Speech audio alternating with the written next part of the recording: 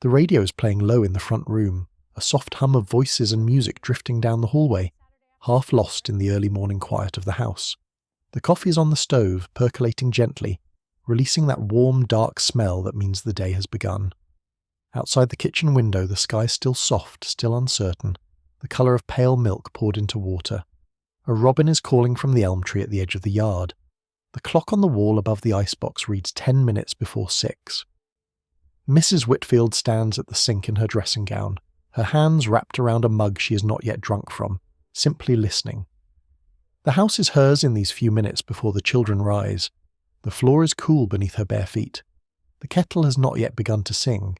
She breathes in, slow and unhurried, and lets the morning settle around her like a familiar shawl. If you enjoy listening to sleep stories like this, subscribe. I post stories like this weekly. The house she lived in had been built in 1927, a narrow wood frame 2-story with a small front porch and a screen door that did not quite latch properly. By the time the 1940s arrived, the house had already aged into its bones. The paint on the clappered siding had faded to a soft chalky white. The shutters were a deep green that the sun had been patiently bleaching for nearly 2 decades. The walk from the sidewalk to the front steps was made of square concrete pavers that had settled unevenly into the earth, so that walking up to the door required a small involuntary rhythm of stepping up and stepping over. None of this was remarkable. Houses like this stood in long, quiet rows up and down streets in every town across the country. They had been built when the century was younger and more hopeful, and they had weathered a depression, and now they were weathering a war. Inside, the house was arranged in the way most houses of its kind were arranged. The front door opened into a small entry, where a wooden coat tree stood in one corner, and a low bench held boots and overshoes. To the right was the front room, what some called the parlour, though no one in the family used that word anymore. The room held a horsehair sofa that had belonged to her mother-in-law, 2 armchairs upholstered in a faded floral pattern, and a small wooden table on which sat the radio. The radio was a cabinet model, polished walnut with a fabric grille over the speaker, and it had cost a sum of money she still felt slightly guilty about, even though her husband had been the one to insist on it. Above the mantel hung a framed photograph of his parents and a small wooden cross. The mantel itself was crowded with a few china figurines, a clock that struck on the hour, and a single brass candlestick that had never held a candle. To the left of the entry was the dining room, which they used for Sunday dinners and holidays and very little else. Most family meals were eaten in the kitchen at the round oak table that had been her grandmother's. The dining room held a heavier table of dark-stained wood, 6 matching chairs, and a sideboard against the far wall that contained the good dishes. Those dishes had been a wedding present, white china rimmed in a thin band of gold, and she had used them perhaps a dozen times in the years she had been married. The rest of the time they sat in stacks behind the glass doors of the sideboard, waiting. The kitchen, where she now stood, was the heart of the house. It was not large. A cast-iron stove dominated one wall, black and heavy and warm from the morning fire she had built before anyone else woke.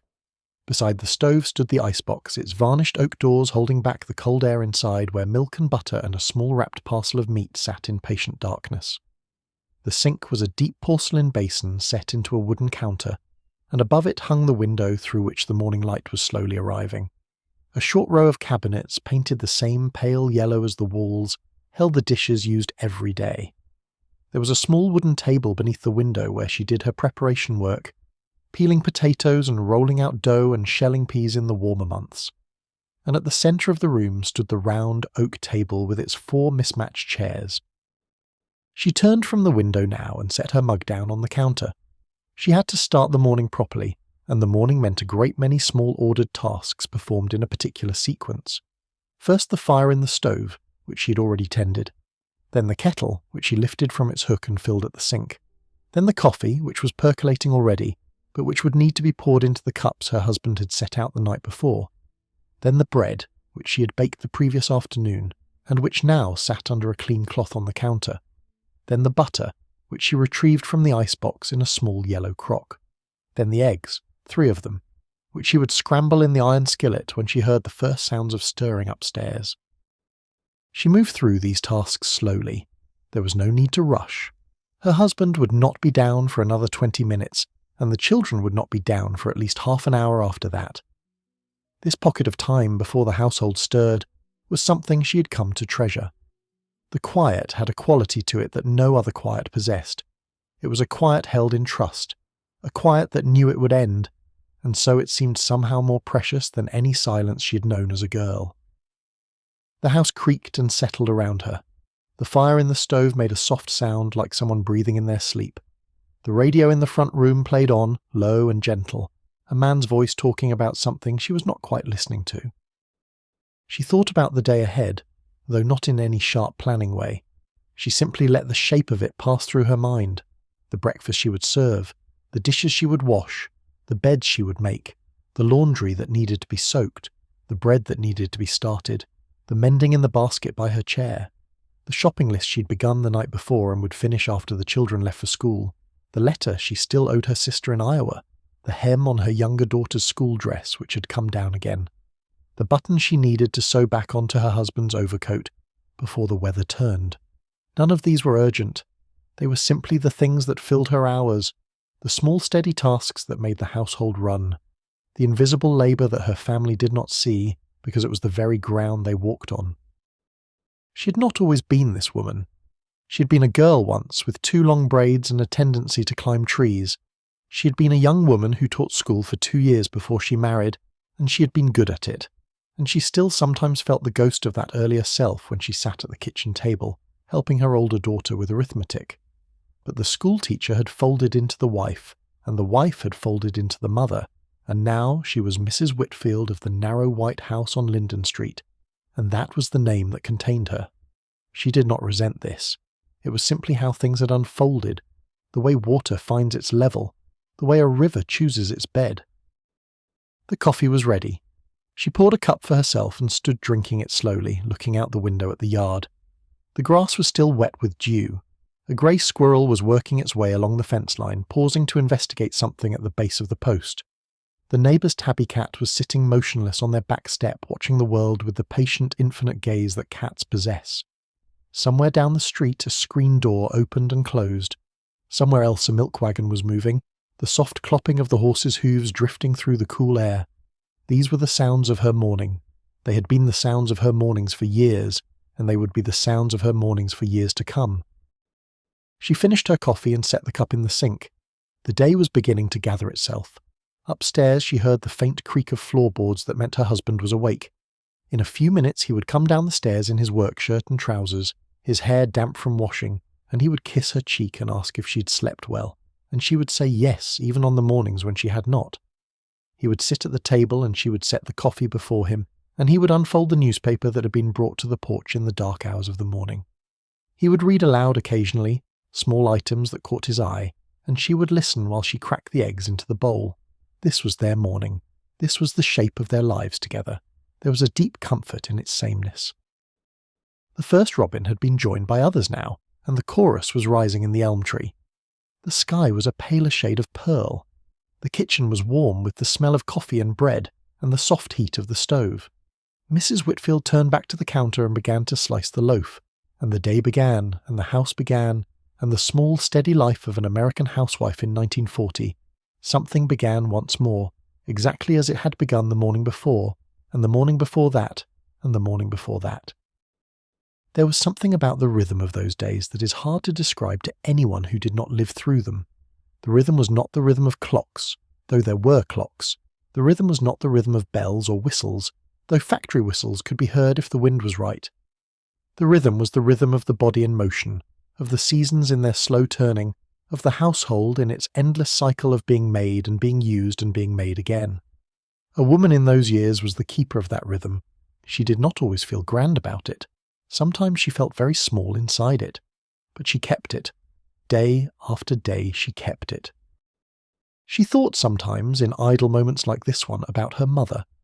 Her mother had stood at a kitchen window very much like this one, in a house not so very different, doing tasks not so very different. Her mother had lived through the Great War, the one they had thought was the last one. Her mother had raised 4 children and buried one, and had kept a garden and put up preserves and mended endless socks, and made do with very little for a great many years. Her mother had died in 1938, just before the new war began to gather on the far horizon.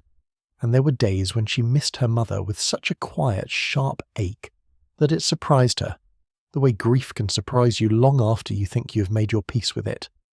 But the ache was not unwelcome. It was a way of keeping her mother close. She moved to the stove and tested the temperature of the iron skillet with her palm held above it. Not yet.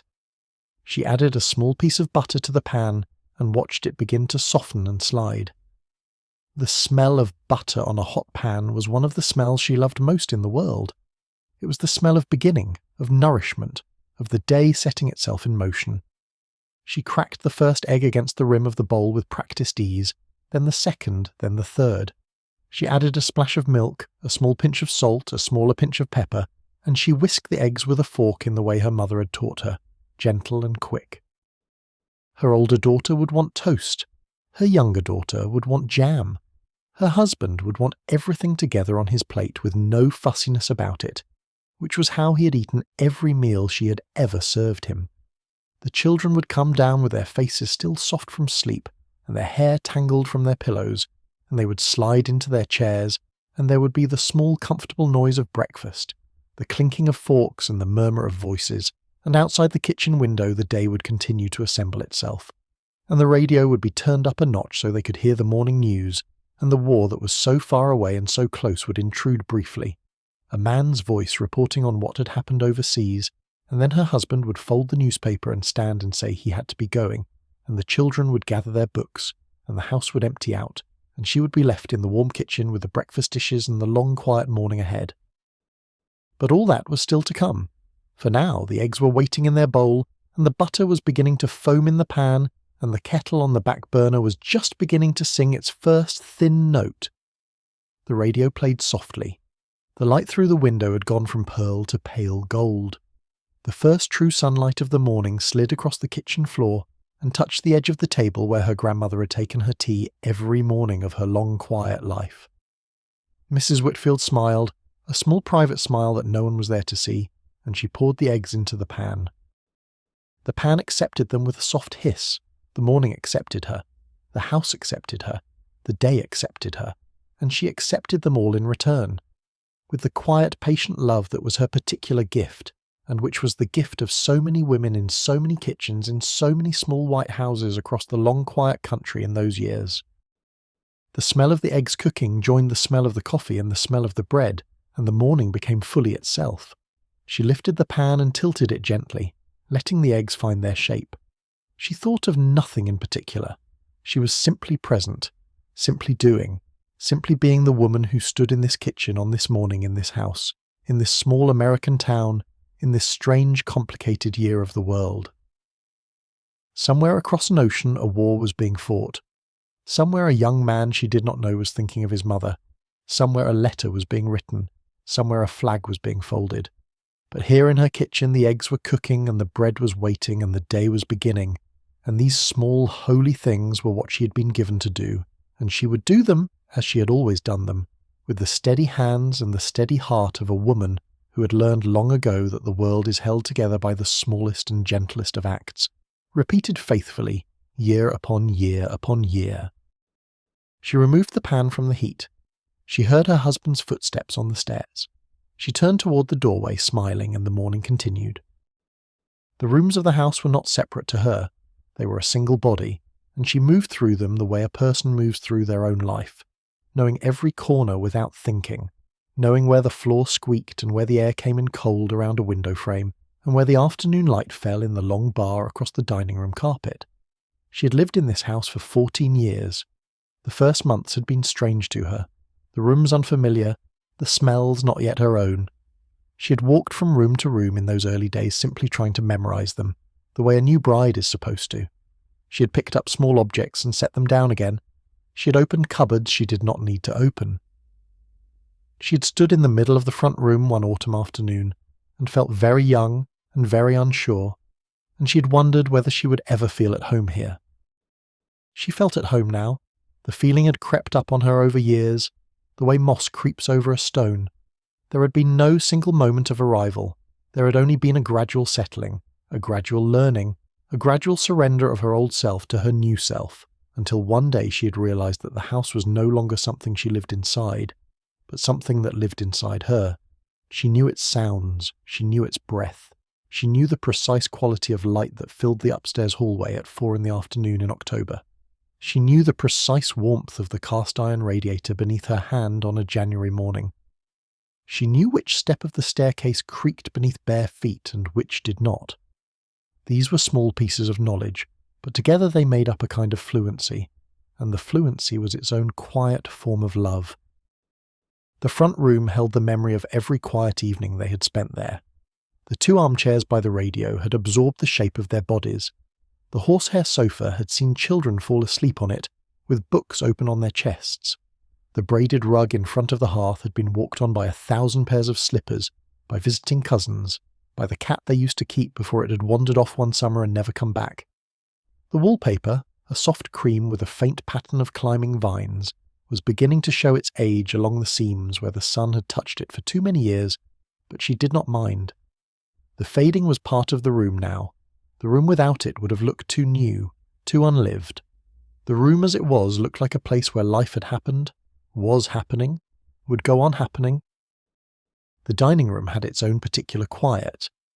Because it was used only for special meals, it carried a kind of held breath about it most of the week. The table was always set with a clean cloth, and a small vase of dried flowers stood in its centre, and the chairs were tucked neatly under the table edge. The light through the lace curtains fell in patterns onto the carpet, and the patterns shifted across the day in slow, precise progressions she had memorized without meaning to. She sometimes went into the dining room simply to dust, even when there was no dust, simply to be in the room for a few minutes, to touch the smooth wood of the table, to straighten the runner, to feel the cool weight of the candlesticks. The room held a faint smell of beeswax polish and old wood, and the faint sweet trace of every Thanksgiving and Christmas they had hosted there. The kitchen, of course, was the room that lived. The kitchen was where the family gathered, where the conversations happened, where the homework was spread out and the bills were paid, and the cookies were rolled out and the canning was done in the long August afternoons. The kitchen smelled different every day. It smelled of bread in the morning and onions in the afternoon, and sometimes of cinnamon and sometimes of yeast, and sometimes of the slow simmering of a stew that had been on the back of the stove since breakfast. The kitchen window faced east, and the morning sun came in strongly across the table where her family ate, and in the late afternoon the kitchen grew dim and warm, in the way that kitchens always grow dim and warm when the light begins to go. Upstairs there were 3 bedrooms and a single bathroom that the family shared. Her own bedroom, the room she shared with her husband, was at the front of the house, overlooking the street. The room held a double bed with a brass headboard, a chest of drawers, a vanity with an oval mirror, and a single armchair where her husband often sat to remove his shoes at the end of a long day. The wallpaper here was a pale blue with a faint pattern of small flowers. There was a quilt on the bed that her mother had made for them as a wedding gift, and the quilt was beginning to show its age in the way old quilts do. The cotton worn thin in places, the stitching loosening here and there, but the quilt was still beautiful, and she still smoothed it across the bed every morning with the same care she had used the very first time she had unfolded it. The children's room was at the back of the house.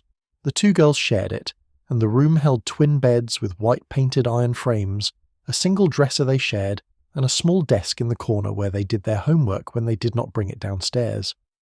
The walls held a few drawings the girls had made, and a calendar from the dairy with a different picture each month, and a small framed print of a sailboat that had hung in that room for as long as either girl could remember. The room smelled of the girls themselves, of their soap and their hair and their books and the faint sweetness that belonged to childhood, and that she knew would fade from the room some day, and that she would mourn when it did.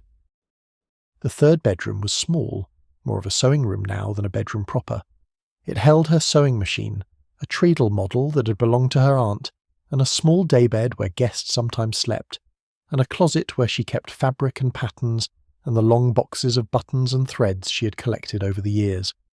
The room had been intended once to be the room of another child. They had hoped for a son and had not been granted one, and there had been a time when the closed door of this room had been hard for her to walk past. But that time had passed, the way most times do, and now the room was simply the sewing room, and she went into it almost every day to work on whatever piece of mending or making was current. The hallway upstairs ran the length of the house with a narrow runner of dark red carpet down its centre, and a single window at the far end. The window overlooked the backyard, and the light through it in the afternoon was soft and gold and full of the slow drift of dust motes. She often paused at that window when she was carrying laundry up from the basement or moving from one task to another, simply to look out at the yard, at the apple tree and the small kitchen garden, and the grey, weathered fence at the back of the lot. The view had a quietness about it that calmed her. It was a view she'd memorised so completely that she could close her eyes and see it whole. The bathroom was small and tiled in white, with a clawfoot tub against one wall and a porcelain sink against the other, and a single window of frosted glass that let in a soft white light at all hours. The tub had a long curtain on a rod that could be drawn around it, and the air in the bathroom always smelled faintly of soap and damp towels and the talcum powder her husband used after shaving. The water pressure was never quite what it should have been, and the pipes complained loudly when anyone drew a bath, but these were the small troubles of an old house, and she had stopped noticing them years ago. Downstairs again, beyond the kitchen, was a narrow back porch that had been enclosed during the previous decade and turned into a small mudroom. The mudroom held the washing machine, a heavy white agitator model that had been an extravagant gift from her husband on her 35th birthday, and which she had loved from the first time she used it. Before the washing machine, she had done the laundry by hand and on the washboard in the basement, the way her mother had done. The new machine was a luxury she had not asked for and had not expected, and had felt slightly guilty about for the first year of using it.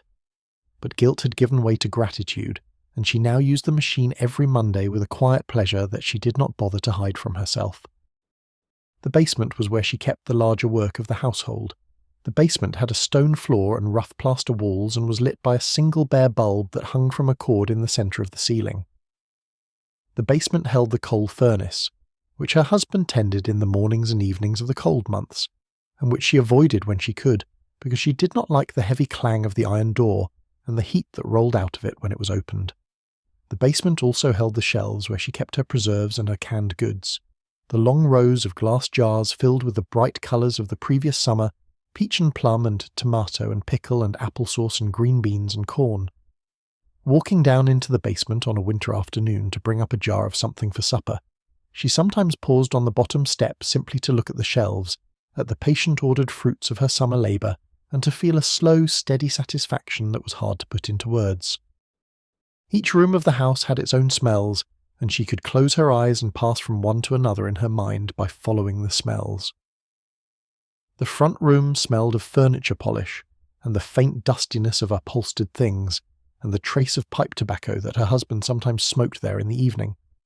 The dining room smelled of beeswax and old wood. The kitchen smelled of whatever was being cooked. The bedroom smelled of skin and sleep, and the soap of the women who lived in them. The hallway smelled of nothing in particular, which is its own kind of smell, the smell of a house breathing. The mudroom smelled of laundry soap and damp linen. The basement smelled of coal and stone and the cool, sweet trace of stored apples. The sounds of the house were also a language she had learned.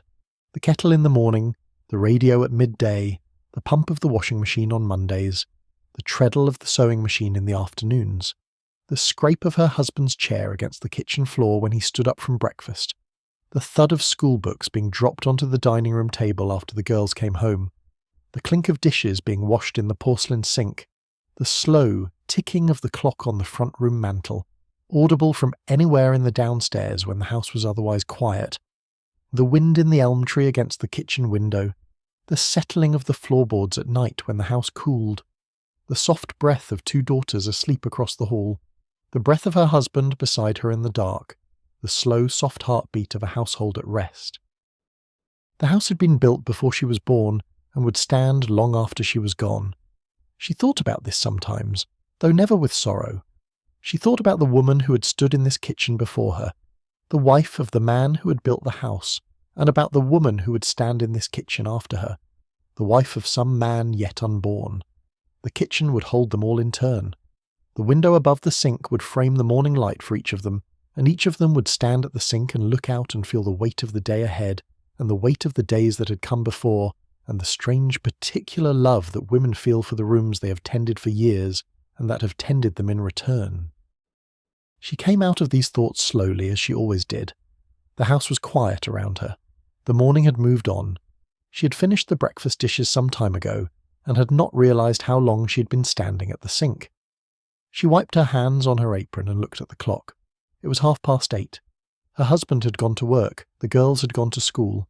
The day stretched out before her in its long, familiar shape, and she stepped into it the way she always did, with quiet, patient purpose, and the rooms of the house received her and held her, and let her move through them as if she were their pulse, which, in fact, she was.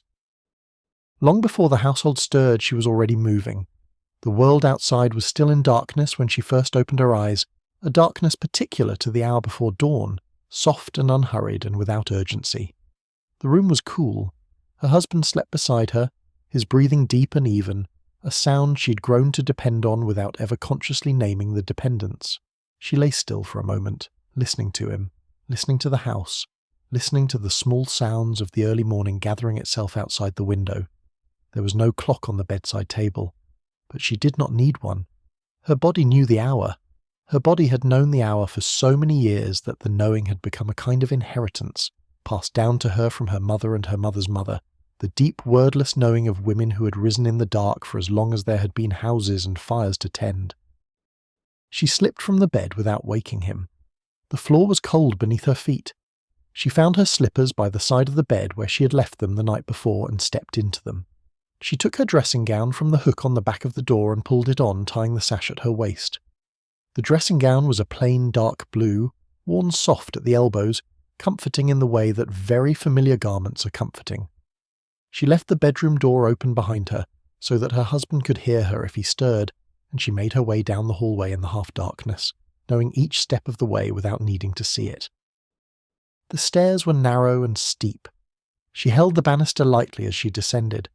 The fourth step from the bottom always creaked, and she avoided it out of habit, stepping carefully over it onto the third. The downstairs was darker still than the upstairs had been, and she did not turn on any lights. She did not need to.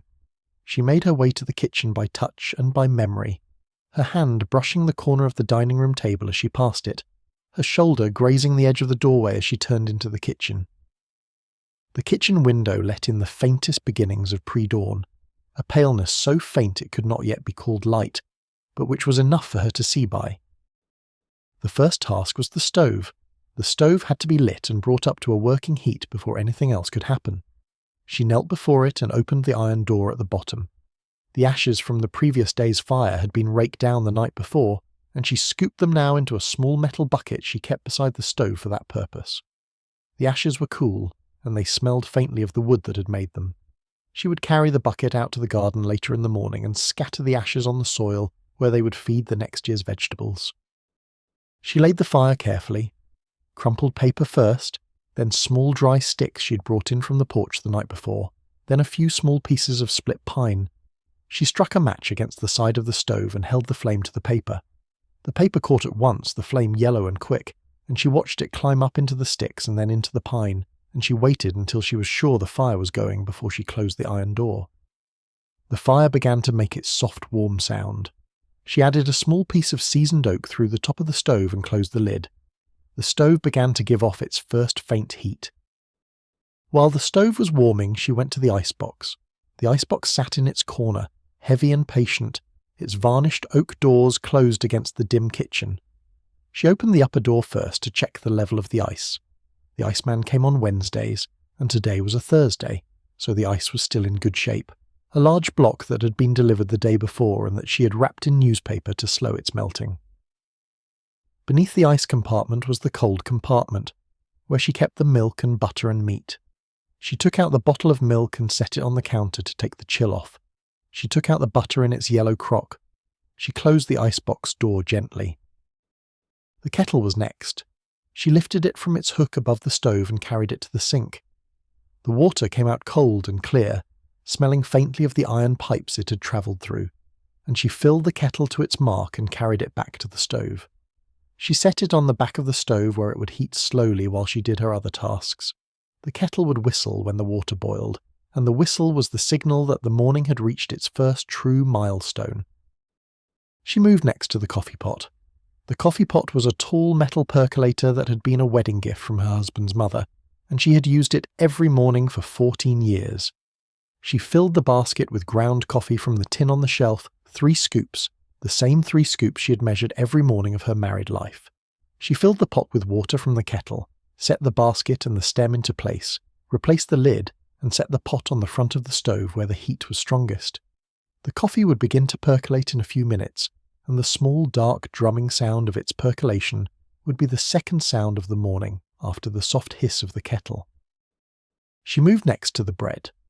The bread had been baked the previous afternoon, 2 long loaves of white bread that had cooled overnight on a wire rack, and that she had wrapped in clean cloth before going to bed.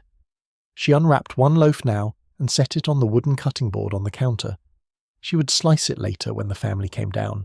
For now she simply set it in place, ready to be cut. She moved next to the eggs.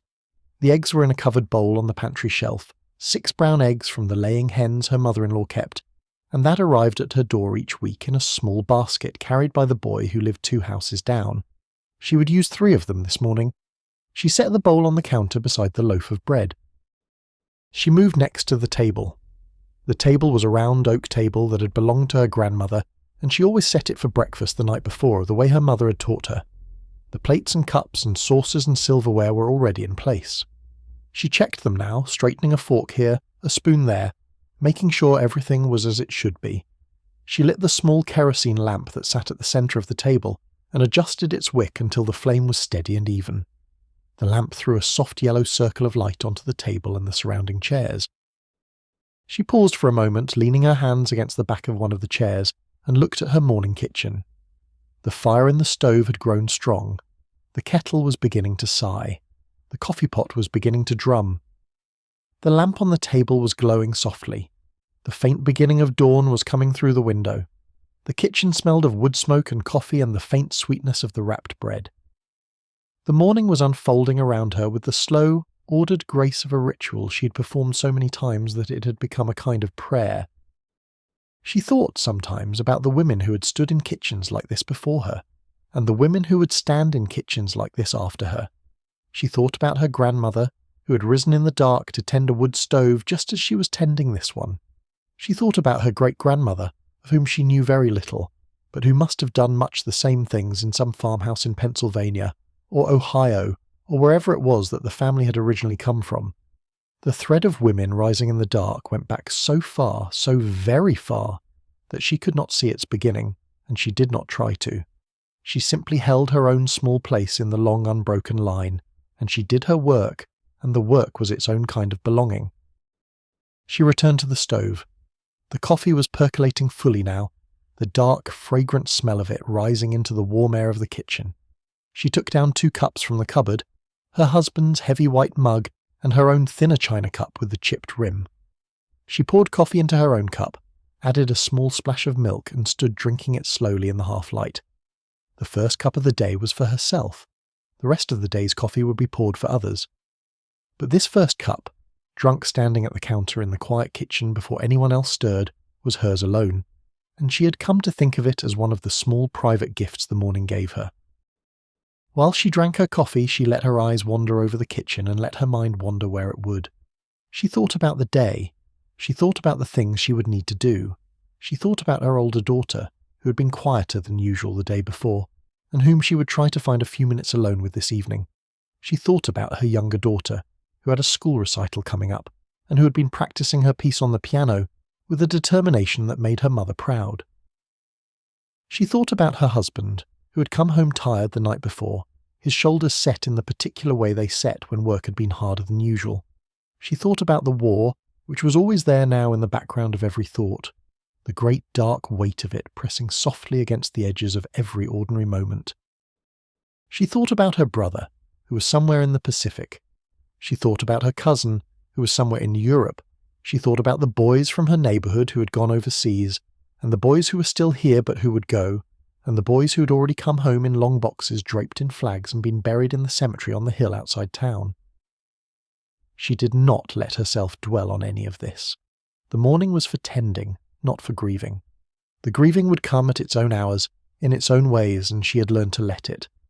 But for now, the morning was hers, and the kitchen was hers, and her family was still safe in their beds upstairs, and she would tend to the things that could be tended, and the things that could not be tended she would set gently aside.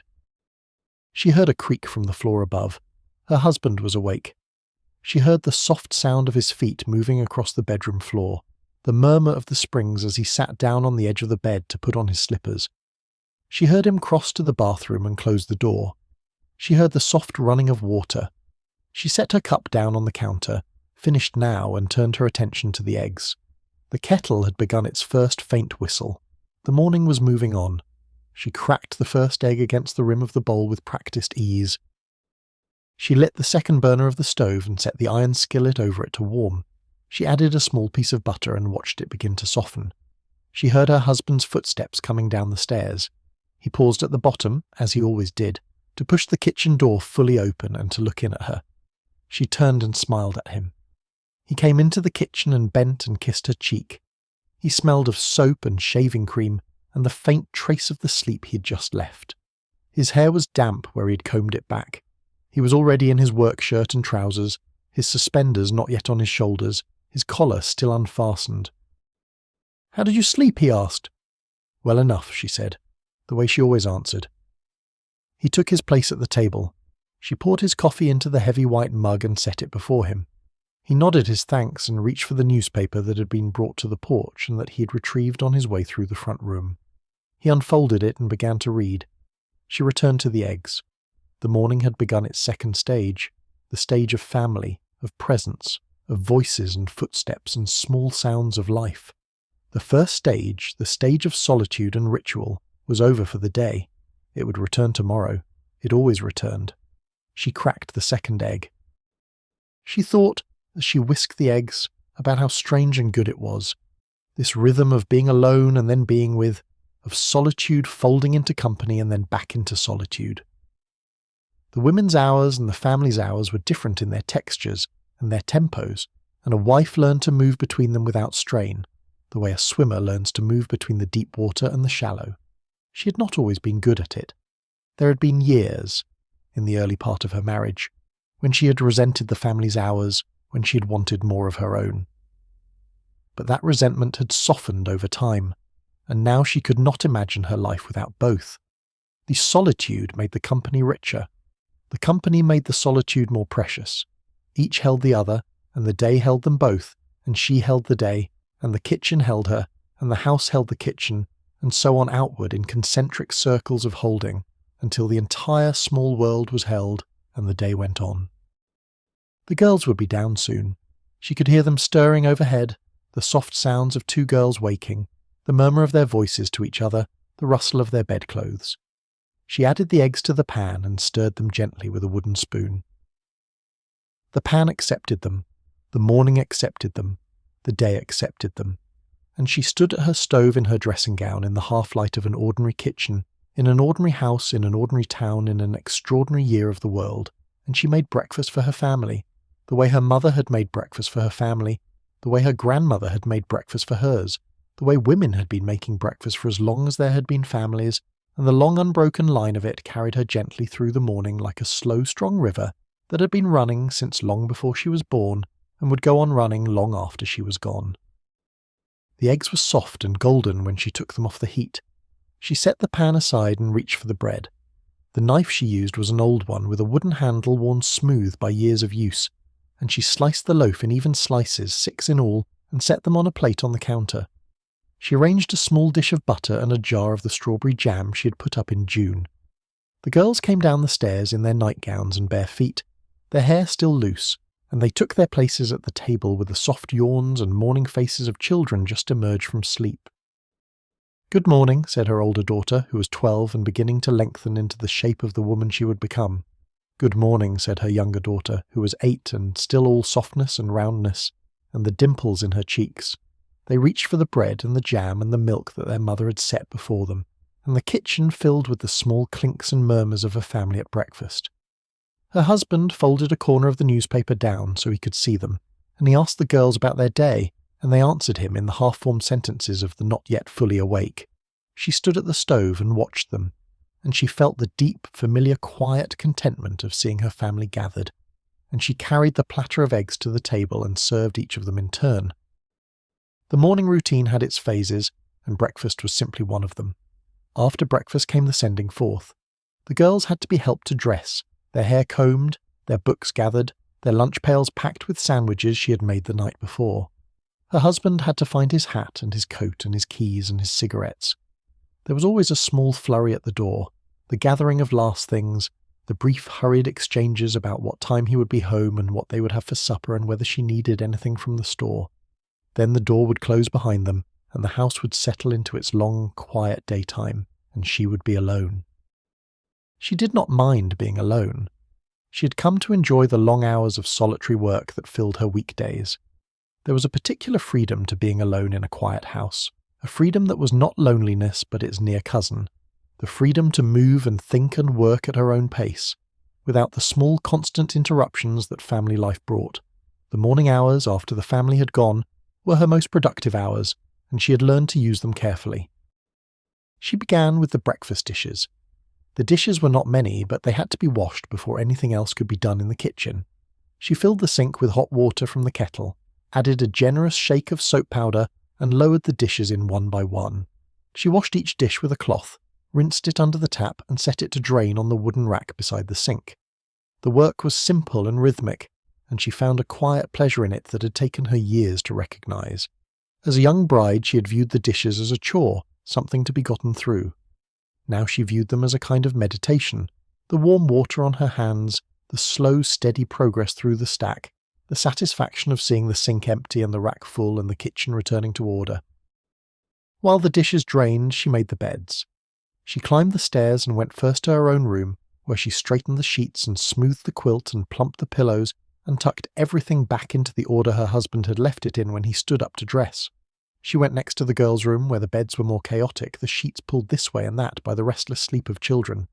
She made both beds slowly and carefully, smoothing each sheet, tucking each corner, arranging the pillows just so. She paused before leaving the room to look at it for a moment, to see it as a room belonging to children who would not be children forever, and to feel the small, soft ache that motherhood brings, the awareness that everything passes, that the room would be empty someday, that the small pyjamas folded at the foot of each bed would one day be too small, that the books on the shelf would one day be outgrown. The ache was not painful. It was the natural ache of love, the kind of ache that simply teaches you to pay attention. After the beds, she swept the upstairs floors. She used a soft broom and a dustpan, and she moved methodically from room to room, gathering the small drifts of dust and lint and crumbs that accumulate in any house with children. She emptied the dustpan into a paper bag in the kitchen, and she shook out the broom over the back step, and she returned the broom to its hook in the mudroom. The upstairs was now clean. The morning was moving on. She turned next to the laundry. Mondays were her main laundry day, but there was always smaller laundry to attend to in between, and today she'd decided to wash the dish towels and the kitchen aprons and the pillowcases that had not made it into the Monday wash. She filled the washing machine with hot water from the tap, added soap powder, and began feeding the items in one by one. The agitator started its rhythmic churning, and she stood for a moment watching the cloth turn in the soapy water, and she felt the small, steady satisfaction of work being done. While the laundry agitated, she returned to the kitchen and began to plan the day's meals. The shopping list she had begun the night before was on the counter, and she added to it now as she went through her pantry and her icebox. She would need more flour soon, and more sugar, and another tin of coffee. The butter was running low, there was no more lard. She had used the last of the bacon, and she would need to buy more for the weekend. The eggs would last another 2 days. The milk would be delivered tomorrow. The vegetables in the garden were beginning to come in, and she could rely on them for much of what she needed, but the staples she could not grow herself and had to buy. She thought about the meals she would prepare. Tonight there would be a meatloaf, stretched with breadcrumbs and onion, because meat was rationed and a small piece had to feed all 4 of them. There would be mashed potatoes from the potatoes she had dug up the weekend before, and there would be green beans from her own garden, and there would be a small bowl of applesauce she had put up the previous autumn. She would bake a cornbread to go with it, because cornmeal was not rationed and bread stretched a meal. There would be milk for the girls and water for her husband and herself. Coffee after, if there was coffee enough. Tomorrow she would do something with the last of the bacon. Perhaps a bean and bacon soup with the dried navy beans she had been soaking, and the carrots from the garden, and the small smoked ham bone she had saved from Sunday's dinner. The soup would make 2 meals, and she could stretch it further by serving it with cornbread or biscuits. Wednesday she would have to be creative because she would have no meat. Wednesday would be a meatless day, the kind that the rationing pamphlets recommended, and she would make a casserole of macaroni and cheese, stretched with whatever vegetable she could find, and serve it with a salad of lettuce from the garden and a few sliced tomatoes if she had them. This was the work of feeding a family in those years. It was not glamorous work. It was not work that anyone outside the kitchen ever saw or thought about. But it was constant work, and it required a kind of mental arithmetic that ran in the background of every other thought she had. How much meat is left? How much flour? How many ration stamps? What can be stretched? What can be substituted? What can be skipped? What can wait? She had grown so skilled at this arithmetic that she did it without noticing. She did it while she washed dishes and made beds and swept floors and waited for the laundry to finish. She did it while she listened to the radio, and while she walked to the store, and while she stood in line at the butcher's. She did it in her sleep, sometimes dreaming of long columns of figures that always added up to just enough. The laundry was ready to be rinsed.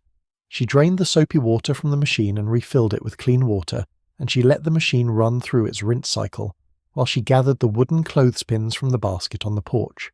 The day was clear, and there was a light breeze, and the clothes would dry quickly on the line. When the rinse was done, she fed each item through the wringer, the wet cloth squeezing flat between the rubber rollers, and she dropped each piece into the wicker basket she kept for the purpose. When the basket was full, she carried it out the back door and into the yard. The clothesline ran from the corner of the house to a tall wooden pole at the back of the yard. The line was strong rope, weathered grey by years of sun, and the pole was the same pole that had held the line since before they had bought the house.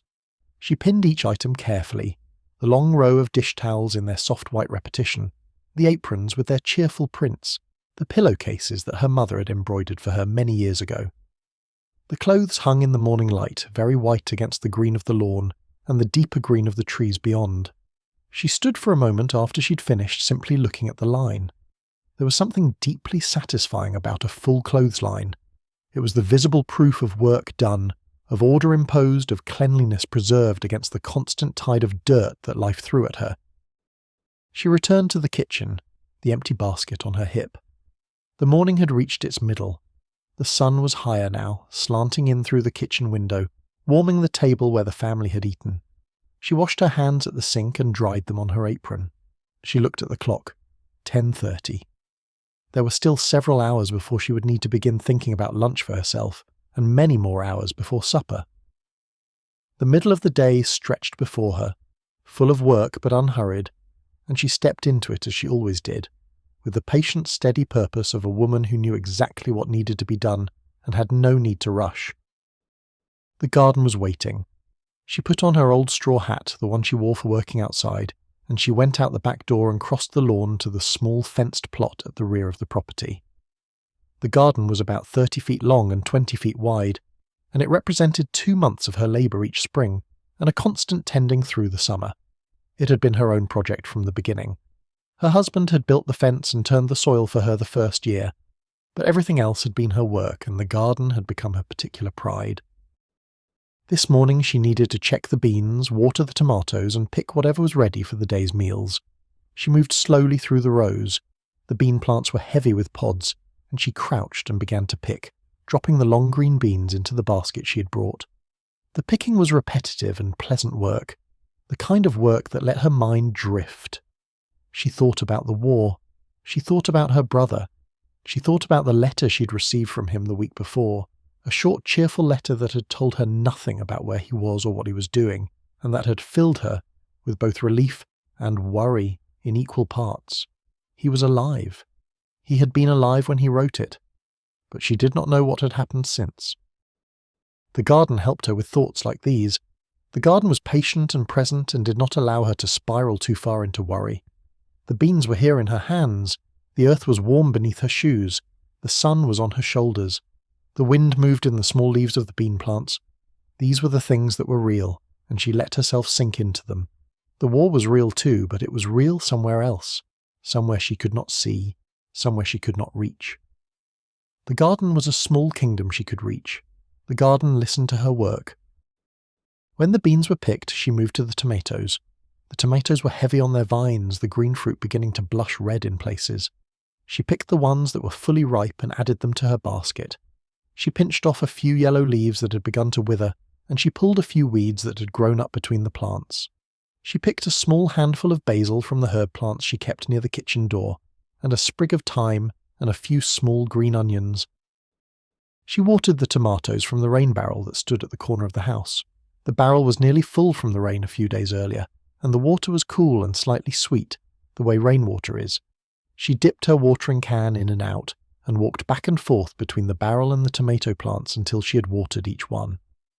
She stood, when she was finished, and looked at the garden. It was a good year. The beans had come in well, and the tomatoes were following, and the corn at the back of the plot was beginning to silk. The squash plants were spreading their broad leaves over the corner of the bed. The carrots were thickening in their rows.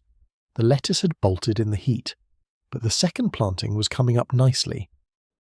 She thought about her mother's garden, which had been larger than this one and which had fed a family of 6. Her mother had worked that garden from the time she was a young bride until the year she died, and the garden had been her constant companion through all the long, quiet decades of her marriage. There had been years during the Depression when that garden had been the difference between her family eating and her family going without. Her mother had never made much of this. Her mother had simply kept her garden, and her garden had kept her family, and the small, steady miracle of vegetables coming up out of the ground year after year had been treated in her mother's house as the ordinary thing it was. She felt very close to her mother out here. She felt close to her mother in the kitchen too, and in the laundry room and in all the rooms of the house. But the closeness was strongest in the garden, where the work was so directly the same work her mother had done. The bending and the picking and the weeding and the watering, the slow patient communion with soil and seed that women had practiced for as long as there had been gardens. She picked up her basket of beans and tomatoes and herbs, and she carried it back to the house. The morning was nearly noon. She would take a short break for her own lunch, a sandwich and a glass of milk eaten standing at the kitchen counter, and then she would begin the work of putting up the surplus from the garden. The afternoon was the canning afternoon. She would blanch and pack and process jars of beans and tomatoes that would feed her family through the winter. The kitchen would grow hot from the steam of the boiling water bath. Her hair would stick to her forehead, and her apron would be stained, and her back would ache by the time the last jar was sealed and set on the counter to cool. But there would be 10 more jars on the basement shelves by evening, and that was a number she could feel, a number that meant something, a number that was its own form of security in a world where security was hard to come by. The kitchen welcomed her back. She set the basket on the counter and washed her hands and put on a fresh apron. She made her sandwich and ate it slowly, looking out the window at the clothes on the line, watching them sway in the small breeze. The morning was almost over. The afternoon was about to begin. The day was carrying her along on its long quiet current, and she let it carry her, and she did her work, and the house received her work, and the house was kept, and the family was fed, and the small steady miracle of a woman keeping a household together in a difficult year of the world continued, just as it had continued the day before, and just as it would continue tomorrow. Feeding a family in those years required a kind of skill that did not have a name. It was not cooking exactly, though cooking was part of it. It was not budgeting exactly, though budgeting was part of it. It was something larger and more complicated, a daily act of small magic by which a woman took limited resources and stretched them into nourishment for the people she loved. The skill was learned by watching mothers and aunts and grandmothers, and it was refined by years of practice, and it was passed down in small ways every day, in the kitchen, at the stove, at the kneading board, at the canning kettle, at the slow, steady work of making something out of almost nothing. The pantry was the woman's domain. The pantry was where the wealth of the household, such as it was, lived in its modest forms. In her pantry there were shelves of canned goods she had put up herself, jars of beans and tomatoes and pickles and jams, all carefully labelled in her own neat handwriting with the date and the contents.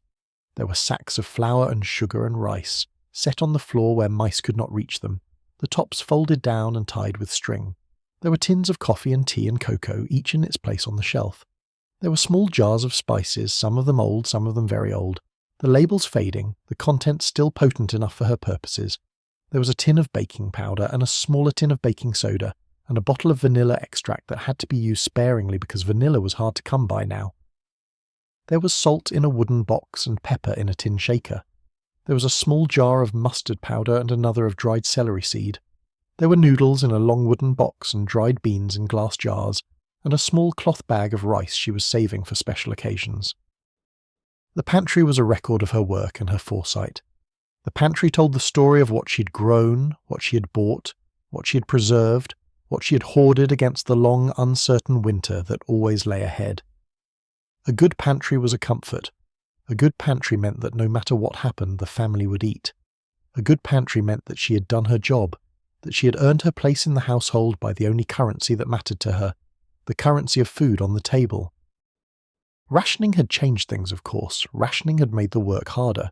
Sugar was rationed, and butter was rationed, and meat was rationed, and coffee was rationed, and shoes were rationed, and gasoline was rationed, and on, through a long list of things that had once been simply purchased, and now had to be earned twice over, once with money and once with stamps. The ration book sat on the kitchen counter beside the cookbook, and she consulted both as she planned each week's meals. The ration book itself was a small thing, smaller than her hand, with thin pages filled with rows of tiny stamps in various colours. Each stamp had a number and a letter, and each combination meant something different. Red stamps were for meat and butter and fats. Blue stamps were for canned and processed foods. Sugar had its own stamps. Coffee had its own stamps. The system was complicated, and it changed periodically as the war progressed, and as different commodities became more or less available. She had to study the new rules each time they were announced in the newspaper or over the radio, and she had to remember which stamps to use when, and she had to plan her shopping so that the stamps would last the full period before they were renewed. She had become good at this work. She kept a small notebook in the kitchen drawer where she tracked her usage of various rationed items, and she could tell at a glance how many sugar stamps she had left for the month, how many red points she could spend on meat, how many blue points on canned goods. The math of it had become second nature. She did it the way she did her household accounts, with the small, careful precision of a woman who knew that her family's well-being depended on her getting the numbers right. But beyond the numbers, there was the work of actually using what she could get. Meat was the hardest. A pound of meat had to feed a family of 4 for several meals, and the only way to make a pound of meat feed 4 people for several meals was to stretch it. She stretched it with breadcrumbs and oatmeal and chopped vegetables. She stretched it with sauces and gravies. She stretched it with starches, with potatoes and rice and noodles.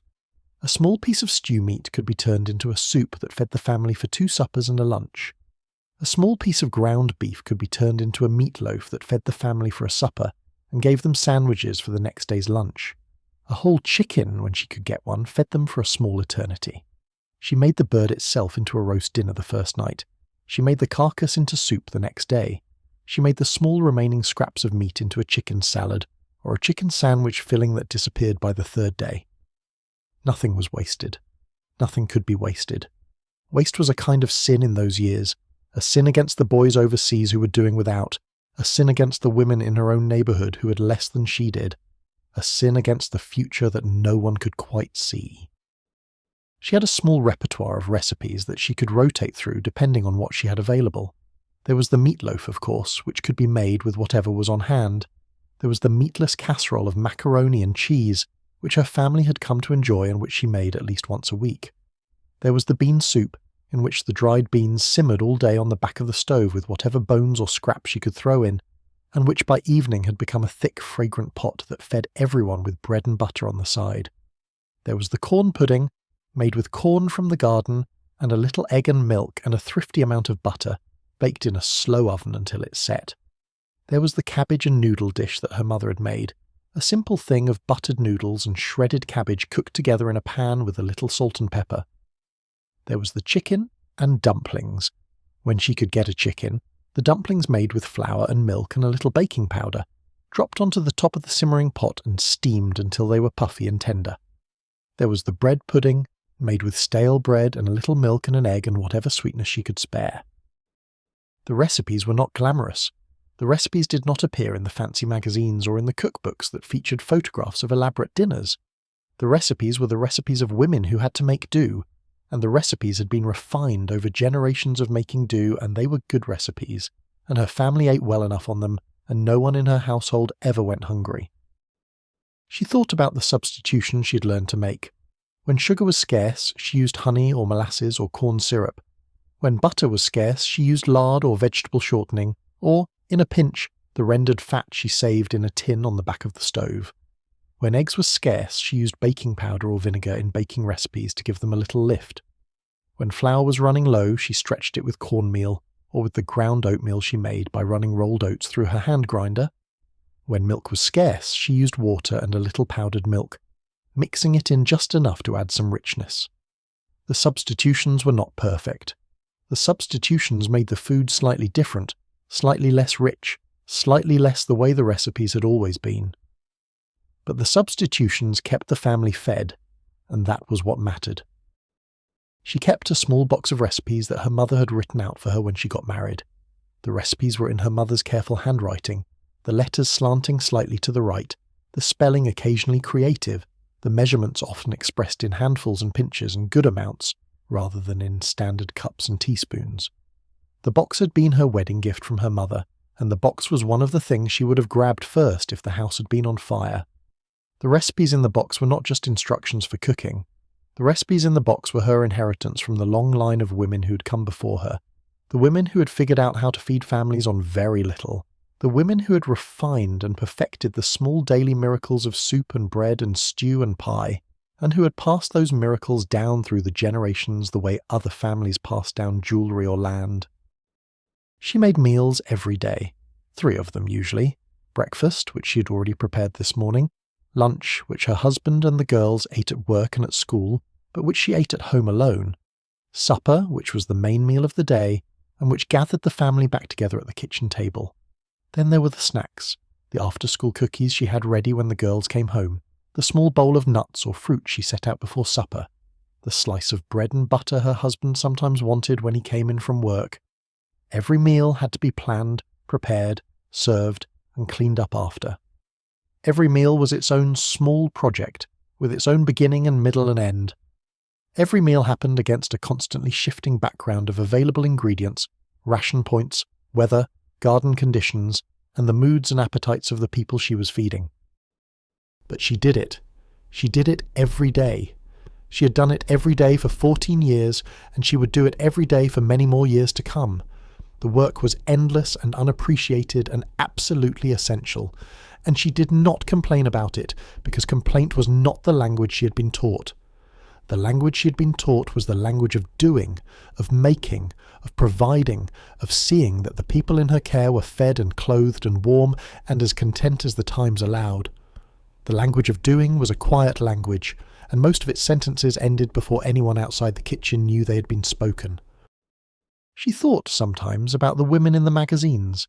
The women in the magazines wore aprons that always looked clean, and lipstick that never smeared, and smiled at husbands who came home from offices full of bright, pleasant work.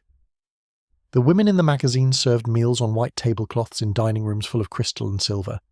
The women in the magazines lived lives that did not look very much like her own life. She did not resent them. She understood that the magazines were not really about real life. The magazines were about the life that real women were sometimes told to imagine they could have, if only they bought the right products, and used the right methods, and held themselves to the right standards. She had grown sceptical of the magazines over the years.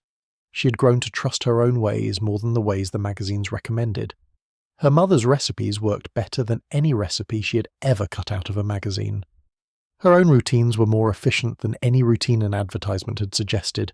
She still bought the magazines sometimes, and she read them, and she enjoyed the pictures of pretty kitchens and pretty dresses and pretty meals. But she did not let them tell her how to live her life. She lived her life her own way, and her own way had been good enough for her mother and her grandmother before her, and it was good enough for her. The afternoon was advancing. She had eaten her own small lunch, and she had cleaned up after it, and now she was beginning the canning work that would fill the rest of her afternoon. She had brought the beans and tomatoes in from the garden, and they were waiting on the counter to be processed. She had set the large canning kettle on the back of the stove and filled it with water, and the water was beginning to come up to a slow, steady boil. She had taken down her glass jars from the shelf in the pantry, the jars she had washed the night before in anticipation of this work, and she had set them in a row on the counter beside the sink. She had set out the rubber rings and the metal lids. She had set out her small wooden funnel and her long-handled ladle, and the clean cloth she would use to wipe the rims of the jars before sealing them. The work of canning was old work. It was older than her grandmother, older than her great-grandmother, older than the country itself. Women had been preserving the bounty of summer against the lean times of winter for as long as there had been women, and summers, and winters. The methods had changed over the centuries, but the impulse had not. The impulse was to take what was abundant now and hold it for when it would be scarce, to turn the green moment of August into something that could be opened on a grey day in February and tasted again, just for a moment, the warmth of the year before. She began with the beans. She washed them carefully in cold water, picking out the small bits of leaf and grit. She trimmed the ends with a small sharp knife, cutting just below where the stem met the pod, and she snapped the long beans into smaller pieces. The work was repetitive and pleasant, the kind of work that her hands could do without her mind needing to attend to it. She listened to the radio while she worked. The radio was playing music in the early afternoon, a program of light songs from before the war, and she hummed along to a few of them without fully meaning to. The afternoon was warm. The kitchen was warm. The smell of the beans was clean and green and faintly grassy. When she had snapped enough beans to fill 4 jars, she brought a small pot of water to a boil on the stove and blanched them quickly, dropping them into the boiling water for just a minute or two before scooping them out with her long-handled spoon and packing them into the waiting jars. She added a small amount of salt to each jar, and she filled the jars with fresh boiling water from the kettle, leaving the proper amount of headspace at the top. She wiped each rim carefully with the clean cloth. She fitted each jar with a rubber ring and a metal lid, and she screwed the lids on snugly but not too tight. She lowered the jars into the canning kettle one by one, using her long-handled jar lifter, and the water in the kettle climbed up around them and surrounded them and held them as they began their slow, careful processing. The processing took time. The beans had to be processed for 3 hours to be safe. She set the small kitchen timer and turned to the tomatoes. The tomatoes were easier in some ways and more demanding in others. She had to skin them first by dropping them briefly into boiling water until the skins split, and then plunging them into cold water and slipping the loose skins off with her fingers. The skinned tomatoes were soft and slick, and she packed them into the next batch of jars, pressing them down gently with her wooden spoon, adding a teaspoon of salt and a tablespoon of lemon juice to each jar. The lemon juice was for safety. The lemon juice ensured the proper acidity. She had learned about the lemon juice from the new pamphlet that the Extension Service had sent out the year before, and she had incorporated it into her routine, the way she incorporated every new safety recommendation that came along. The afternoon settled into its rhythm. The canning kettle hummed on the back of the stove. The beans inside the jars inside the kettle were processing slowly. The tomatoes were being prepared. The smell of the kitchen had changed. It now smelled of hot metal and steam, and the faint sweetness of cooked tomato. The window over the sink had fogged with condensation in its lower half. The clock above the icebox had moved past 2.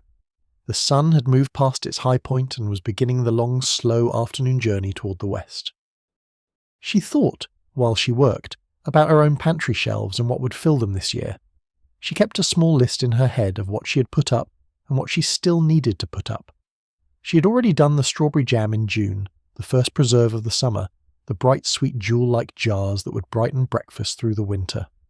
She had done the cherry preserves in July, when her cousin had brought her 2 pails of cherries from a tree at her parents' farm. She had done the pickles in August when the cucumbers were coming in, the dill pickles and the bread and butter pickles, and a small batch of the sweet gherkin pickles her husband particularly liked. She would do the beans today and tomorrow, 6 or 8 jars in all, depending on how the harvest came in. She would do the tomatoes for the next 2 weeks, as they ripened. She would do the corn relish in September. She would do the apple butter in October, when the apples from her trees in the side yard came down. She would do the grape jelly in October too. She would do the pumpkins and squash in November, cubed and packed in jars for soups and pies. She would do the sauerkraut in November, the long crock of shredded cabbage and salt that sat in the cool basement and fermented slowly into the tangy, fragrant condiment that her husband loved on his sausages. By the time winter came, the basement shelves would be full. The basement shelves would hold dozens and dozens of jars in the soft colours of summer, the deep red of tomatoes and the dark purple of grape jelly, and the bright yellow of corn relish, and the pale green of beans, and the rich amber of apple butter.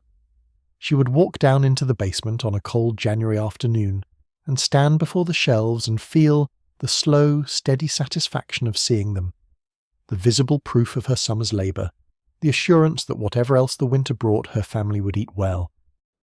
She thought about her grandmother's pantry, which she remembered from her childhood visits.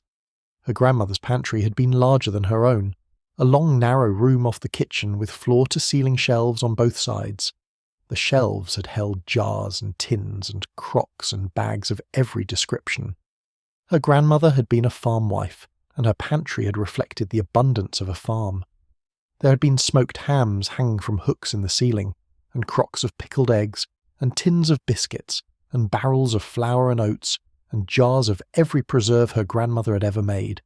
The pantry had smelled wonderful, the smells of all those preserved things mingling together into a single deep complex perfume that she had loved as a child, and that she sometimes tried to recreate in her own kitchen. Without entirely succeeding, because her own pantry was not as full, and her own household was not as old, and her own life was not lived on a farm. Her own pantry was a city woman's pantry, or rather a small town woman's pantry, but the impulse was the same. The impulse was to fill the shelves against the lean times. The impulse was to be ready. The impulse was to provide. The impulse was to make sure that no matter what happened in the world outside, the women and children and men in her own household would not go hungry. The first batch of jars was finished. The timer rang. She lifted the jars out of the canning kettle one by one with her jar lifter, and she set them on a folded towel on the counter to cool. As each jar cooled, its lid would seal with a small soft pop, the sound of the metal being drawn down by the partial vacuum created inside. The sound was one of her favourite sounds. The sound meant that the jar had sealed, that the beans were preserved, that another small victory had been won against the slow, constant tide of the seasons. She listened for the pops as she began the next batch. The afternoon continued. The work continued. The kitchen continued to be the warm, steamy, busy place it always was on canning days. Outside the window, the clothes on the line had dried in the soft breeze, and she would need to bring them in before evening. The garden lay quiet in the afternoon sun. The trees stirred occasionally in the wind. A dog barked somewhere down the street. A car passed. A boy on a bicycle rang his bell. The small, steady life of the neighbourhood went on around her, and she went on within it, and the world held them all in its patient, warm afternoon embrace. The garden was more than food. The garden was a place, and a place is more than the sum of what it produces. The garden was her own private kingdom, a small enclosed world of fertile earth and growing things and her own quiet labour. She had begun it the first spring of her marriage, when she had stood in the bare backyard of the new house and looked at the patch of weedy ground and seen, in her mind, what could be made of it. She had marked off the boundaries with stakes and string. She had pulled out the weeds by their roots. She had turned the soil with a long-handled spade, working slowly, taking weeks to do it because she had not done that kind of work before, and her back had needed to learn the rhythm of it. She had added compost and bone meal and what the old man at the seed store had recommended. She had laid out the rows. She had planted her first seeds. She had watched, with the patient, anxious hope of a beginner, for the first green shoots to appear. That first garden had been modest. The lettuce had come up well, but the tomatoes had been small and the beans had been infested with some pest she had not known how to fight. She had cried, late in that first August, over the disappointment of it. She had thought herself a failure. But her mother-in-law had come to visit and had walked through the garden with her, and had told her, with the gentle authority of a woman who had grown food for 40 years, that no first garden was ever any good, and that gardens taught their gardeners more slowly than gardeners like to be taught, and that next year would be better. And next year had been better, and the year after had been better still, and by now, 14 years later, the garden was a thing of patient, steady abundance, and she knew its soil and its seasons and its small particular needs, as well as she knew her own kitchen. The garden taught patience. The garden taught that you could not rush the things that mattered. The garden taught that nature did its work in its own time, and that the gardener's role was to prepare the ground and plant the seeds, and tend the young plants, and then to step back and let the slow miracle unfold. She had carried this lesson out of the garden and into the rest of her life. She had learned to wait.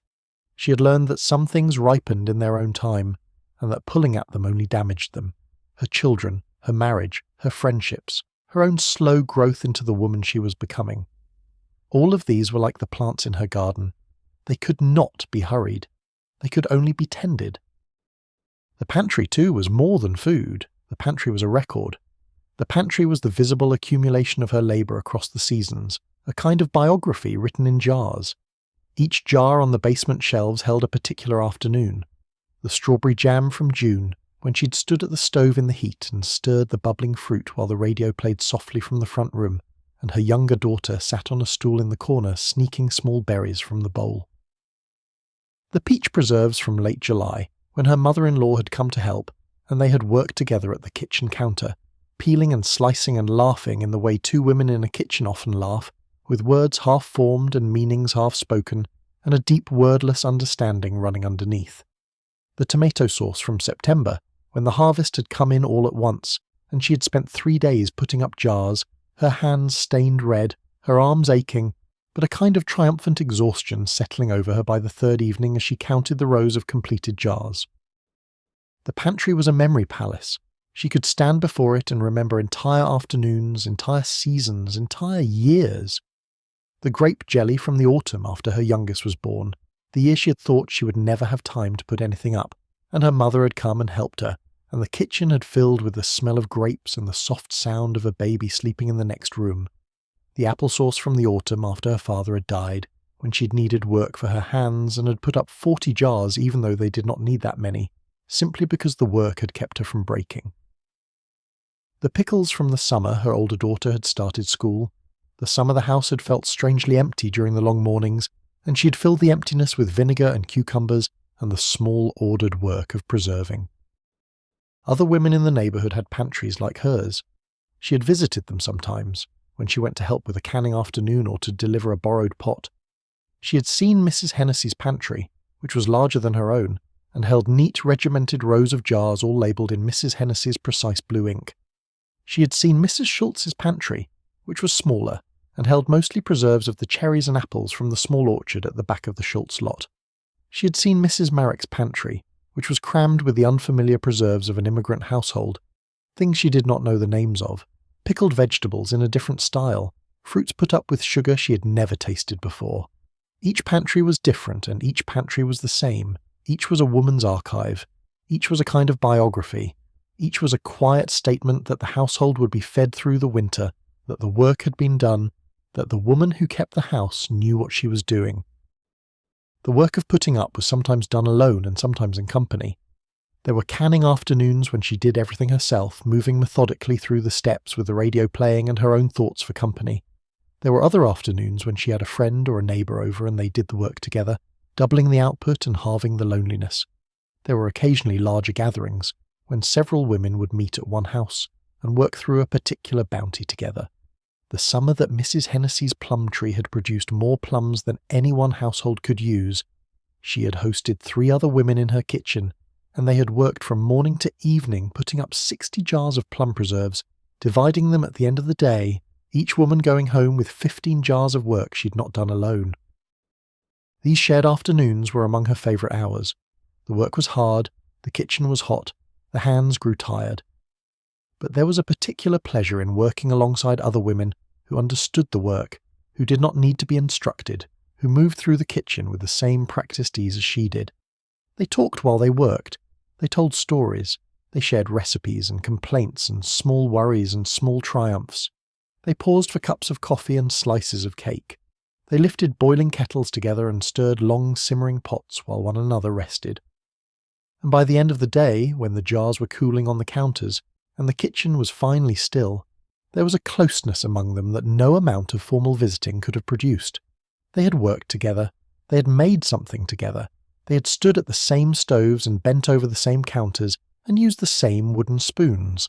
That was a kind of friendship that did not need to be spoken about because it had been lived. She thought about how much of women's lives in those years had been lived in this way, not in conversations across tea tables, though there were such conversations, not in formal visits to one another's parlours, though there were such visits, but in the long shared hours of work, the afternoons of putting up, the mornings of laundry, the days of quilt making and rug braiding, the mendings done together over the radio on winter evenings, the long communal cookings before holidays and weddings and funerals. Women's friendships were built in the spaces between the work and through the work itself, and a woman who had never worked alongside another woman did not really know her.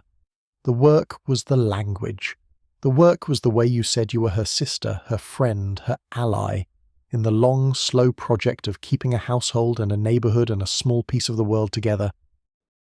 The basement shelves filled steadily through the late summer and into the autumn.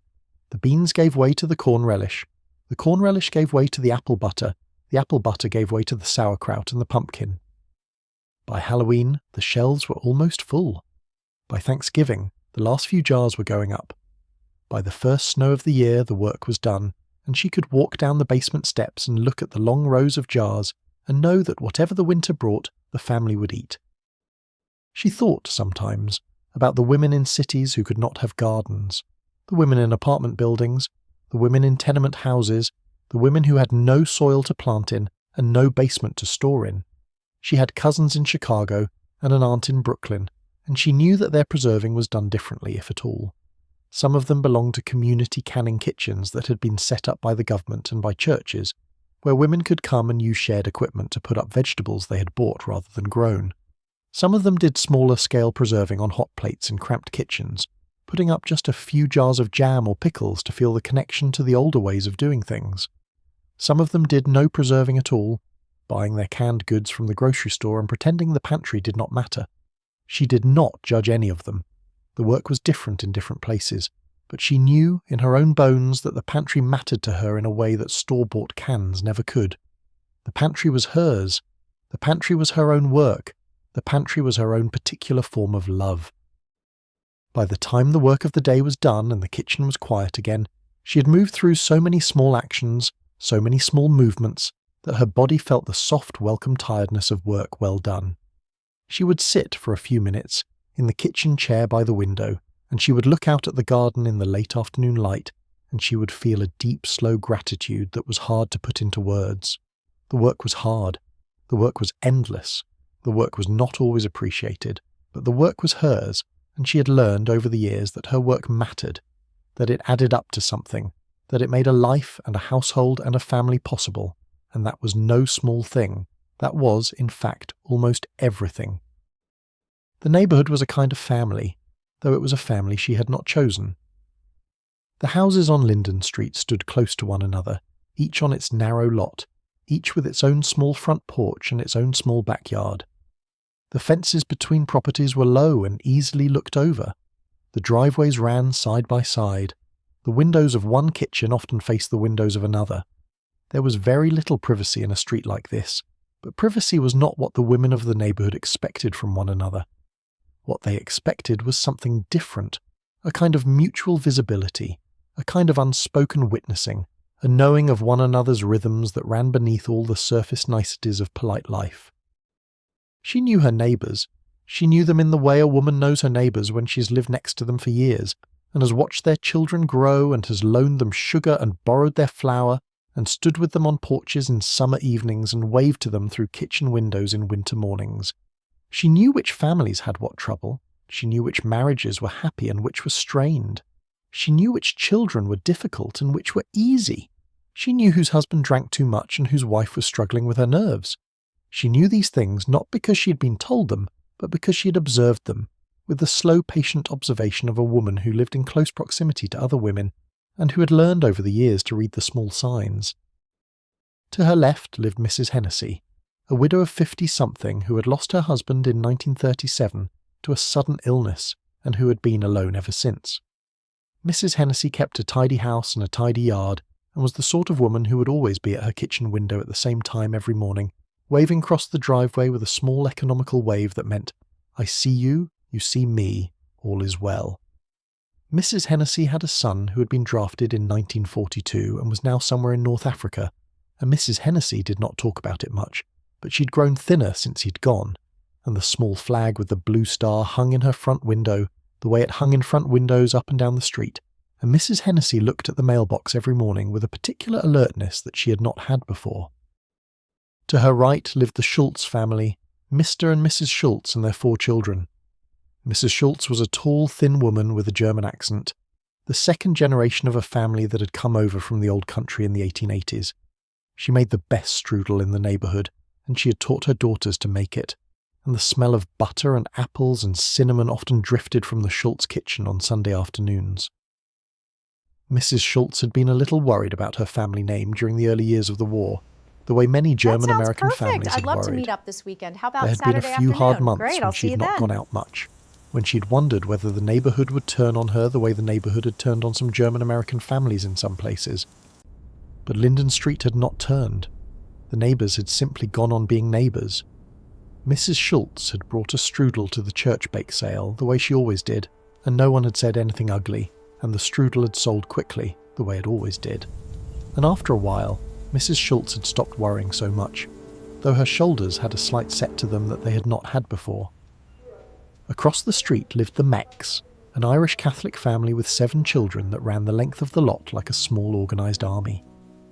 Mrs. Marek was always tired, always smiling, always carrying a baby on her hip while another tugged at her skirt, and 3 more played in the front yard. She came over sometimes for coffee in the late mornings, leaving the youngest with the oldest for an hour of stolen quiet. She sat at the kitchen table and drank her coffee slowly and talked about nothing in particular, and the simple act of being a woman in another woman's kitchen, without children pulling at her, was enough to refresh her for another long afternoon. Mrs. Marek had 2 brothers in the Navy, and a 3rd in the Army, and the wall of her front parlour held 3 small framed photographs of 3 young men in uniform, and Mrs. Marek crossed herself when she walked past them. 2 houses down lived old Mrs. Petrov, a Russian widow who had come to America before the Great War, and who had outlived her husband and most of her children, and who lived alone now in a small house that smelled of cabbage and lilacs. Mrs. Petrov did not speak much English even after 30 years in the country, but she communicated through gestures and small gifts, and the occasional translated note she would have her grandson write for her. Mrs. Petrov made the best dill pickles in the neighbourhood. She gave away jars of them every autumn to anyone who would take them. She had given Mrs. Whitfield her recipe, written out in careful English by the grandson, and Mrs. Whitfield had made pickles by it for the last 6 years, though her pickles were never quite as good as Mrs. Petrov's, and she suspected Mrs. Petrov had left out one secret ingredient that she would only reveal on her deathbed. There were the Coopers, who lived at the corner and who had no children, but who took in foster children sometimes, 2 or 3 at a time, children who needed a place for a while before they were placed somewhere else.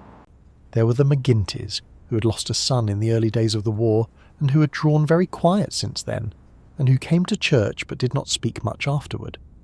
There were the Boyds, the only Negro family on the street, who had moved in 5 years ago after some quiet difficulty over whether they would be welcome, and who had become so steadily and unremarkably part of the street that no one quite remembered now what the difficulty had been about.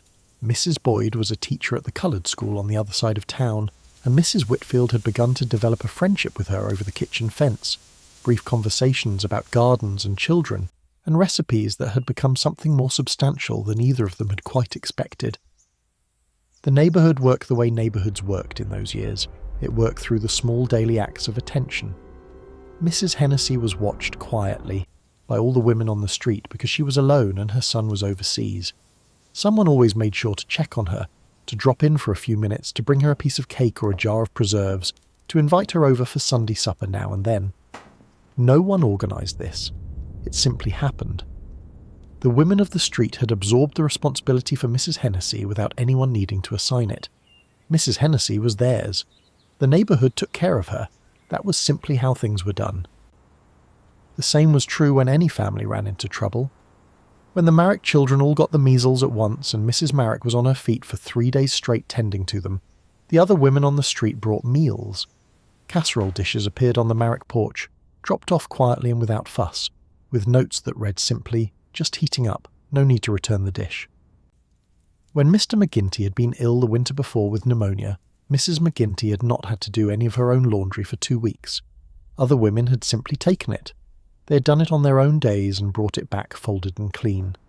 When the Boyd's furnace had broken in the middle of January and they had no money to fix it, 3 of the women on the street had quietly pooled what they could spare, and Mr. Schultz had gone over to help Mr. Boyd patch the furnace until they could afford the repair. None of this was charity. None of this was talked about.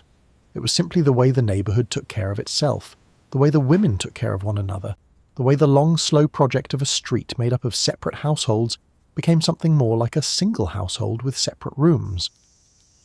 There was a women's solidarity to it that the men did not always see. The men dealt with the neighbourhood differently. The men talked over fences about politics and sports and the war. The men helped each other with car repairs and household projects on weekends.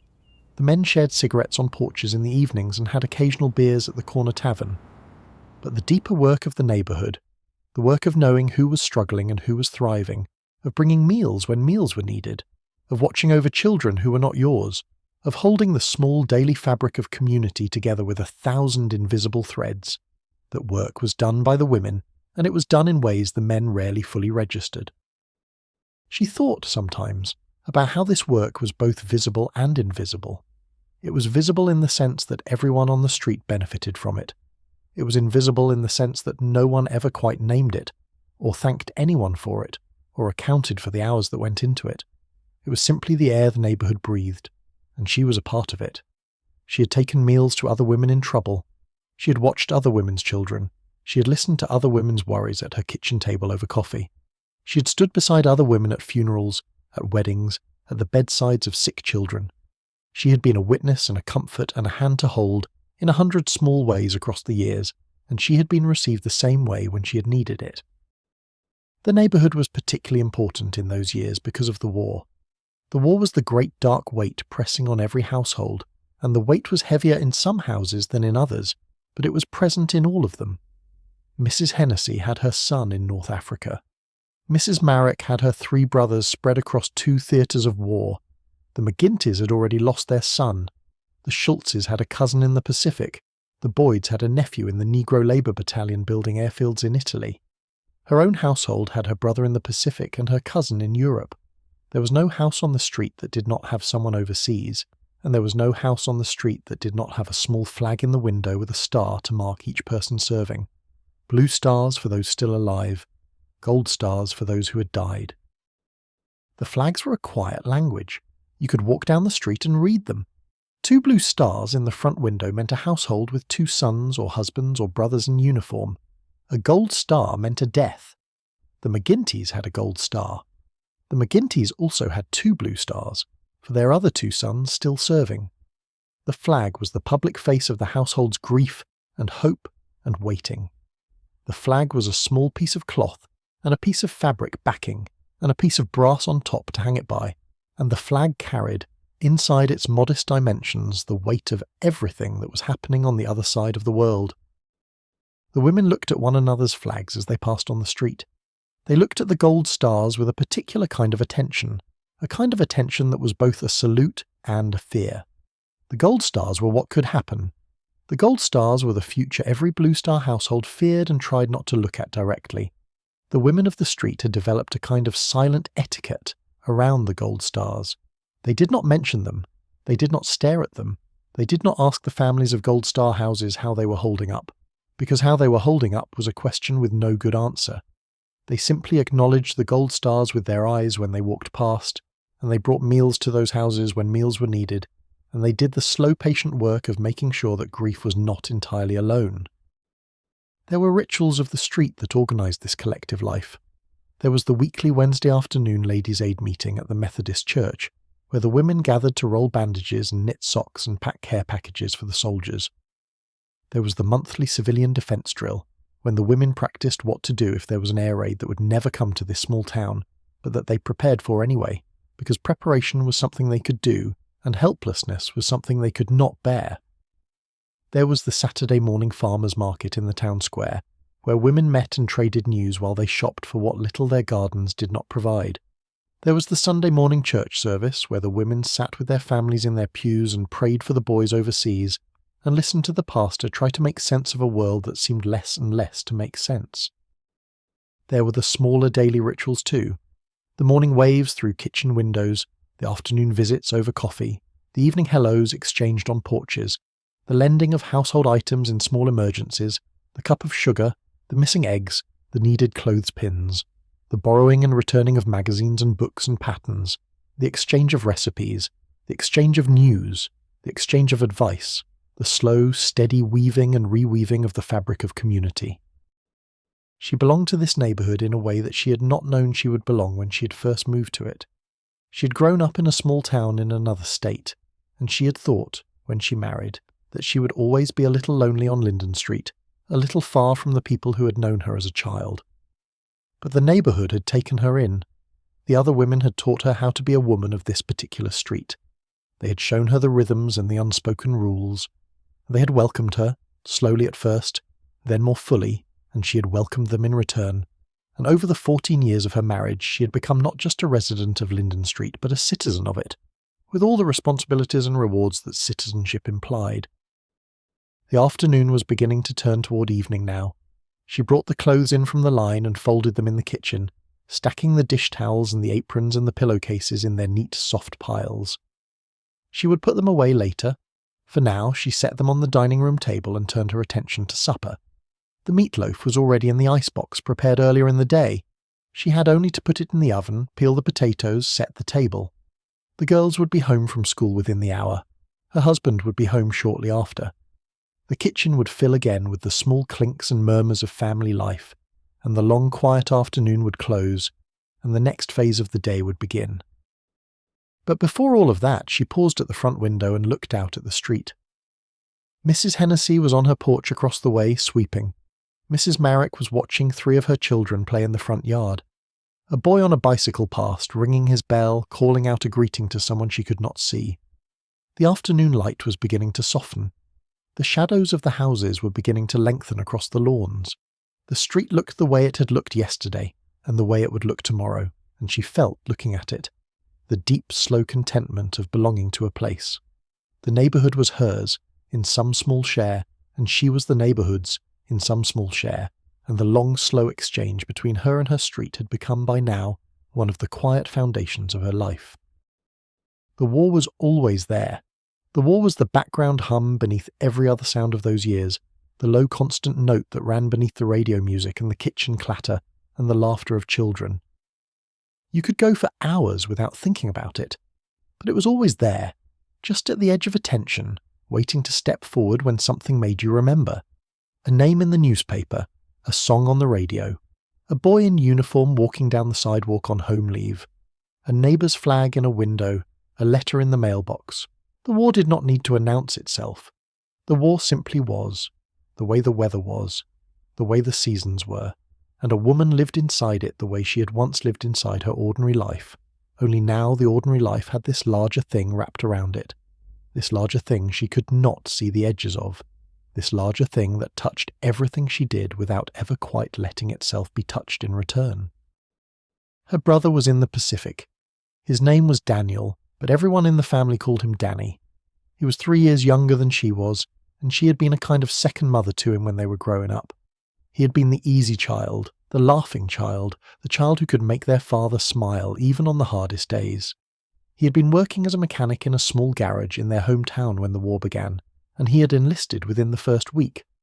Their mother had not lived to see him go, having died the year before of the long, slow illness she had carried for the last decade of her life. Their father had died 10 months after their mother, of a heart that simply gave out from too much grieving. So when Danny had gone, he had gone with only his sister to write to him, and she had taken up the work of writing with the steady devotion of someone who knew that letters could keep a person alive in some small but real way. She wrote to him every week, sometimes more than once a week. The letters were not long usually, but they were regular, and she was careful about what she put in them and what she left out. She left out the worry, she left out the fear, she left out the news that might frighten him or sadden him. She put in the small ordinary things, the report of the garden, the funny thing the younger daughter had said at supper, the story her husband had brought home from work, the weather, the changing of the seasons. She tried to give him, in each letter, a small window back into the ordinary world he'd left, the world he was fighting to come back to. She did not always know whether the letters reached him. The mail to the Pacific was slow and unreliable. Sometimes she received 3 of his letters in a single week, written months apart but arriving together. Sometimes she would go a month without a letter and would lie awake at night wondering. But she kept writing. The writing was a way of keeping him present in the world. The writing was a way of refusing the silence the war wanted to impose. His letters when they came were short. He was not much of a writer, never had been. The letters said things like, "I am well. The food is not as good as yours. I miss home. Tell the girls hello." He could not say where he was.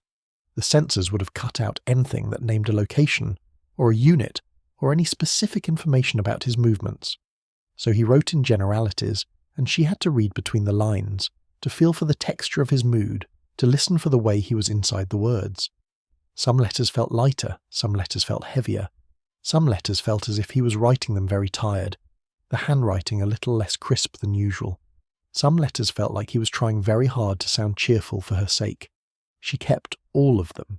She kept them in a small wooden box on the top shelf of her closet, and sometimes in the long, quiet afternoons she would take them out and read through them again, looking for him, listening for him, trying to keep him close. Her cousin Walter was somewhere in Europe. He had been drafted later than Danny, in the great wave of conscription that had come in 1942 and 1943. Walter had been quieter than Danny growing up, more bookish, less robust. He had not seemed like a soldier. But the war had taken him anyway, and he had gone through basic training and been shipped overseas, and now he was somewhere on the long, slow march from France toward Germany, fighting in the way he had probably never imagined himself fighting. His mother, her aunt, wrote to her sometimes about him, and she wrote back, and they passed news of him back and forth, two women trying to triangulate the whereabouts and condition of a young man neither of them could see. There were the others too, the boys from the neighbourhood, the boys she had watched grow up on Linden Street, the Hennessy boy, the McGinty boys, the Marrick brothers, the Boyd nephew, the Cooper boy who had been raised by his aunt and uncle on the corner. There were the boys from her husband's work, the men he had known who had been called up. There were the boys from her own childhood, the boys she'd gone to school with, who were scattered now across the war zones of the world. So many boys, so many men. She thought of them all sometimes in the quiet hours, and she could not hold them all in her mind at once. The sheer number of them was overwhelming. The war was so large. The war contained so many lives. The radio was the main connection to the war. The radio brought news every morning at 6, every noon, every evening at 6. The news reports were carefully phrased, restrained, often vague. The Allied forces had advanced in this sector. The Japanese had been pushed back in that island chain. The Russians had taken this city. The Germans had retreated from that one. Sometimes there were names of places she knew vaguely from school maps. Sometimes there were names she had never heard before, names that would become familiar over the months and then would fade again into history. She listened to the radio while she cooked or cleaned, half attending, listening especially for any mention of the Pacific or of Europe, listening for any clue about where her brother or her cousin might be, knowing that the clues would not come and listening anyway. The newspapers carried more detail than the radio. Her husband brought home the evening paper, and after supper, when he settled into his armchair to read it, she would sometimes pause her own work and stand behind him and read over his shoulder. The headlines were large and stark. The casualty list was small and devastating. The casualty list ran in the local paper too on the third page, a long sad column of names under the headings "Killed in action," "Wounded in action," "Missing in action." She read those columns first, every day, looking for names she knew. She had learned the habit early in the war and had not been able to break it. She had to know. She had to look. The not knowing was worse than the knowing, even when the knowing was bad. The waiting was the hardest part. The waiting was what no one talked about in the magazines and the patriotic pamphlets. The waiting was what filled the long hours between letters, between news reports, between the small, definite pieces of information that occasionally landed in the household. The waiting was a kind of low-grade constant fever. You could function inside it. You could do your work, raise your children, keep your house, attend church, talk to neighbours. But the fever was always there, a steady low heat at the base of everything, and you knew the heat was there even when you were not actively thinking about it. She had developed her own small techniques for managing the waiting. She kept her hands busy. She had learned that the worst hours were the empty hours, the hours when she had nothing to do but sit and think. So she filled her hours with work. The garden, the canning, the cooking, the cleaning, the mending. There was always work. The work absorbed the worry. The work gave her hands something to do besides clench in her lap. She knitted in the evenings. She had taken up knitting more seriously since the war began, and she knit socks for the Red Cross. dozens and dozens of pairs of dark wool socks that would go to soldiers somewhere, perhaps even to Danny or to Walter. The knitting was a kind of prayer. Each pair of socks was a small specific gesture toward a specific anonymous boy in a specific anonymous trench somewhere. The knitting did not stop the war. The knitting did not bring her brother home, but the knitting gave the worry a shape and a use, and she found that she could not bear evenings without it. She prayed. She'd been raised in a religious household, and the habits of prayer were old in her. She did not consider herself a particularly devout woman, and she was sometimes uncertain about the specifics of theology that her church taught. But the practice of prayer, the simple practice of speaking quietly to whatever God there was, of asking for what she could not provide herself, of giving the worry to a power larger than her own, that practice she found she could not live without. She prayed for Danny every night before she slept. She prayed for Walter. She prayed for the boys of the neighbourhood. She prayed for the boys whose names she did not know, the boys whose mothers and sisters and wives were praying in their own kitchens across the country, the boys on every side of every front. She prayed for the war to end. She prayed for the world to come back to something like the world that had been before. The prayers did not bring her any specific certainty, but they brought her a kind of steady quiet, and she went into her sleep each night a little lighter for having said them. She talked to other women. The other women on the street had brothers and sons and husbands overseas, and they understood the waiting in a way that no one else could. They did not need to explain it to each other. They could simply sit at one another's kitchen tables and drink coffee and not say much and feel the unspoken weight of the war between them, and the not saying much was itself a form of communion, a form of mutual support. When a letter came, the women told each other. When a letter did not come, they told each other that too, and the listening woman would nod and say something simple like, "I know, I've not heard from John in 3 weeks," and the small confession of waiting, shared with another woman who was also waiting, would somehow make the waiting more bearable. The war did not always feel close. There were stretches, sometimes whole weeks, when the war felt very far away. When the radio reports were of fronts she did not really understand, in places she could not really picture. When the casualty list contained no familiar names. When the letters arrived regularly and contained nothing alarming. In those stretches, the ordinary life of the household and the neighbourhood reasserted itself. She forgot for hours at a time that there was a war. She cooked and cleaned and laughed and gardened and lived, the way she would have lived in any year. And then something would remind her, a flag in a window, a song on the radio, a young man in uniform on a city street, and the war would come rushing back, and she would feel both the relief of having forgotten it for a while, and the small guilt of having forgotten it, as if forgetting were a kind of betrayal of the boys overseas who could not forget. Other things happened during the war that she had not expected. Some of them were small. She learned to make do with less butter, less sugar, less coffee. She learned to make her own soap the way her grandmother had made it, from rendered fat and lye that came in a can from the hardware store. She learned to mend things she would once have thrown away. She learned to grow vegetables she had not bothered with before, the more practical ones, the ones that stored well and stretched far. The war made her, in some ways, a more frugal woman, a more resourceful woman, a woman more like her own grandmother had been. The war stripped away some of the small comforts of the late 30s and replaced them with the older ways, and she found, to her surprise, that she did not entirely mind. The older ways had a kind of dignity that the newer ways had been beginning to erode. Some of the changes were larger. Women in the town went to work in ways they had not before. Mrs. Davis from across town had taken a job at the airplane factory 2 states over and was sending money home to her mother. Mrs. Mitchell, her own age, had taken a job at the telephone exchange and worked the evening shift. Even some of her own friends, women she had known for years as housewives, had begun to work outside the home, at the war plant on the edge of town, or at the hospital where the influx of wounded soldiers had created sudden need.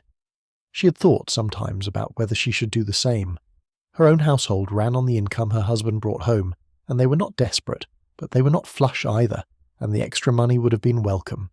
But the children were still young, and the household was already a full-time job, and her husband had been quietly opposed to the idea, and so she had stayed home.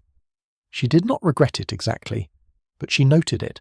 She noted that other women were doing other things, and she noted that the world of women was changing in a way it had not changed in her mother's time. and she wondered what would come of it after the war was over. The world after the war. That was the great unknown. No one knew when the war would end. No one knew what the world would look like when it did. Everyone hoped. Everyone planned. Everyone built small private futures in their heads, full of returning sons and husbands and brothers, full of homecomings and reunions and new beginnings. But the futures were imaginary. The only thing that was real was the present, the day-to-day, the waiting. The future was somewhere on the other side of an uncertain distance, and she could not quite see it, and she did not try too hard to see it, because trying to see it too clearly only made the waiting harder. She turned the meatloaf out of the pan onto a serving plate. She sliced it into thick squares. She set it on the table beside the bowl of mashed potatoes and the dish of green beans and the small bowl of applesauce. The kitchen smelled of food and warmth and the long day. Outside the window the light was going. The girls were doing their homework at the dining room table. Her husband was reading the paper in the front room. The radio was playing softly, the evening news now ending, music beginning. She paused for a moment at the table and looked at it. The supper she had made, the family she had fed, the small, ordered life she was holding together. Then she called everyone to come and eat, and they came. And the supper hour began, and the war was somewhere very far away, and her brother was somewhere very far away, and she was here, in her kitchen, with her family. And that was, for this hour, enough. Children were the great organizing fact of her days. She had 2 daughters, and they had shaped her life as surely as the war had, as surely as the house had, as surely as her marriage had, but in a deeper and more constant way. The girls were always there, even when they were at school, even when they were asleep, even when they were across the room playing quietly, and she was doing something else entirely. They were present in her awareness in a way that nothing else in her life was. She was always listening for them. She was always tracking somewhere in the back of her mind where they were and what they were doing and what they might need. Motherhood was a kind of perpetual partial attention, a low constant hum that ran underneath every other thought, and it had been the texture of her life for 13 years now, and would be the texture of her life for as long as she lived. The older daughter was named Margaret after her own mother, and she was 12 years old.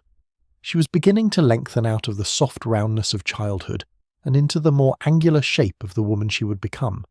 Her hair, which had been pale blonde when she was small, was darkening toward the same brown her mother's hair was. Her face was thinning. Her hands were growing larger. She had begun, in the last 6 months, to notice clothes in a way she had not noticed them before, to be particular about how her dresses hung and what colour ribbon went in her hair. She had also begun to be quieter sometimes, to retreat to her room for stretches of the afternoon, to read books her mother had not read at her age, books with more grown-up themes that she devoured in long, silent sittings on her bed. Mrs. Whitfield watched this transformation with a complicated heart. She had known, of course, that it would happen. She had known that her older daughter would grow up. She had known that the small girl who had crawled into her bed in the early years, and burrowed against her side and slept with her thumb in her mouth, would become, some day, a young woman with her own thoughts, and her own privacies, and her own slow turning away. But knowing was different from watching. Knowing was abstract, watching was sharp, and what she was watching now was the gentle, quiet beginning of the long process by which the older daughter would one day leave her, would belong to herself, would carry the household she had been raised in inside her, but would no longer live inside it.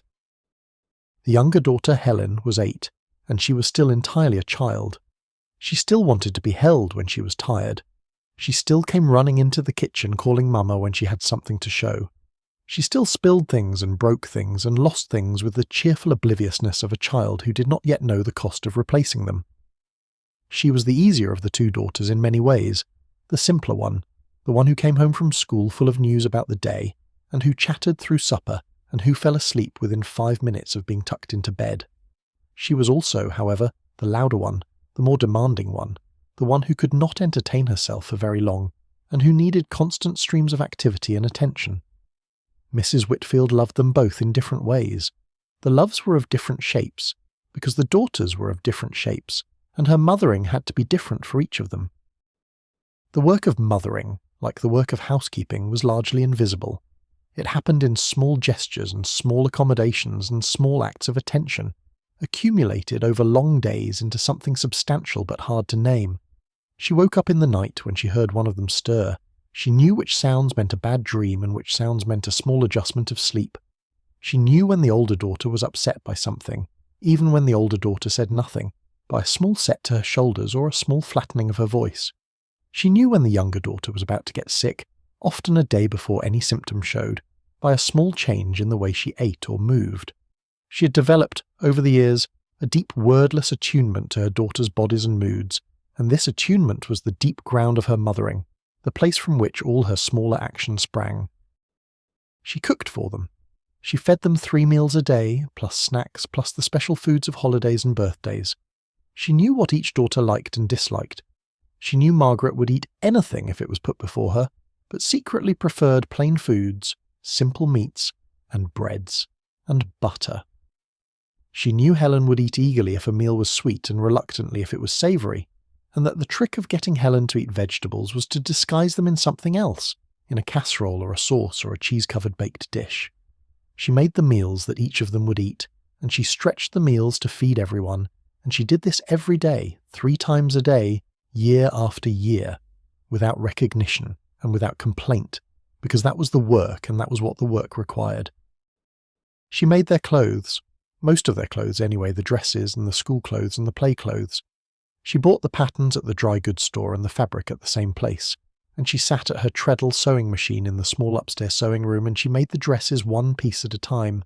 She had a particular talent for it.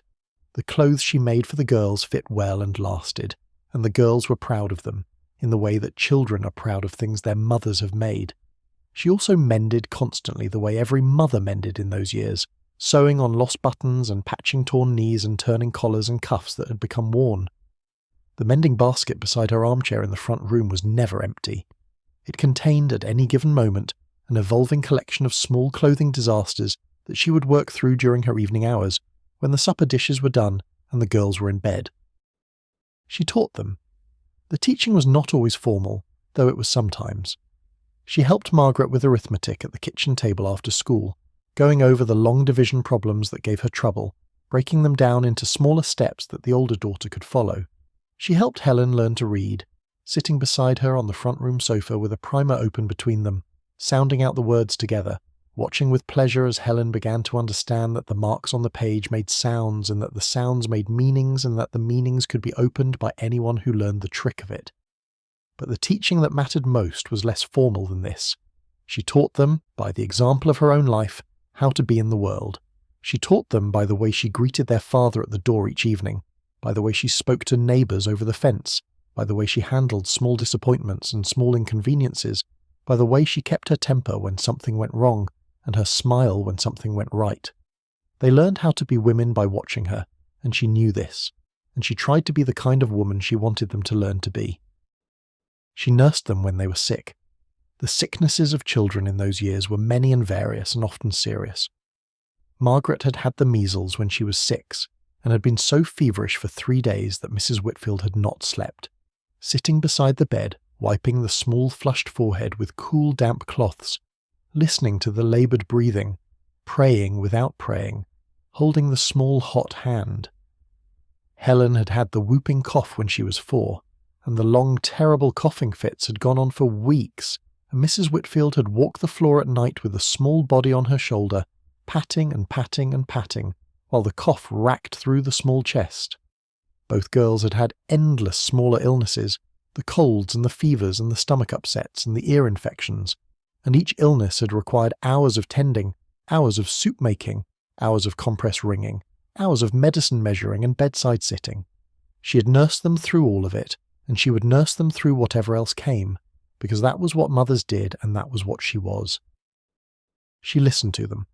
The listening was the most underrated of all the works of mothering, but it was perhaps the most important. The girls had things to say. Margaret had things to say, especially now, in the difficult new beginning of becoming a woman. She would come into the kitchen sometimes in the late afternoon, after school, and she would sit on the stool by the counter where her mother was working, and she would talk. About the friend who had said something unkind, about the teacher who was not fair, about the boy in the 7th grade who had looked at her strangely, about the thing she had read in a book that she could not quite make sense of. Mrs. Whitfield listened. She did not always have answers, Sometimes she said simply, "That sounds difficult," or "I am sorry that happened." Sometimes she said, "What do you think you should do?" Sometimes she said nothing at all, just listened, and that was often what was wanted.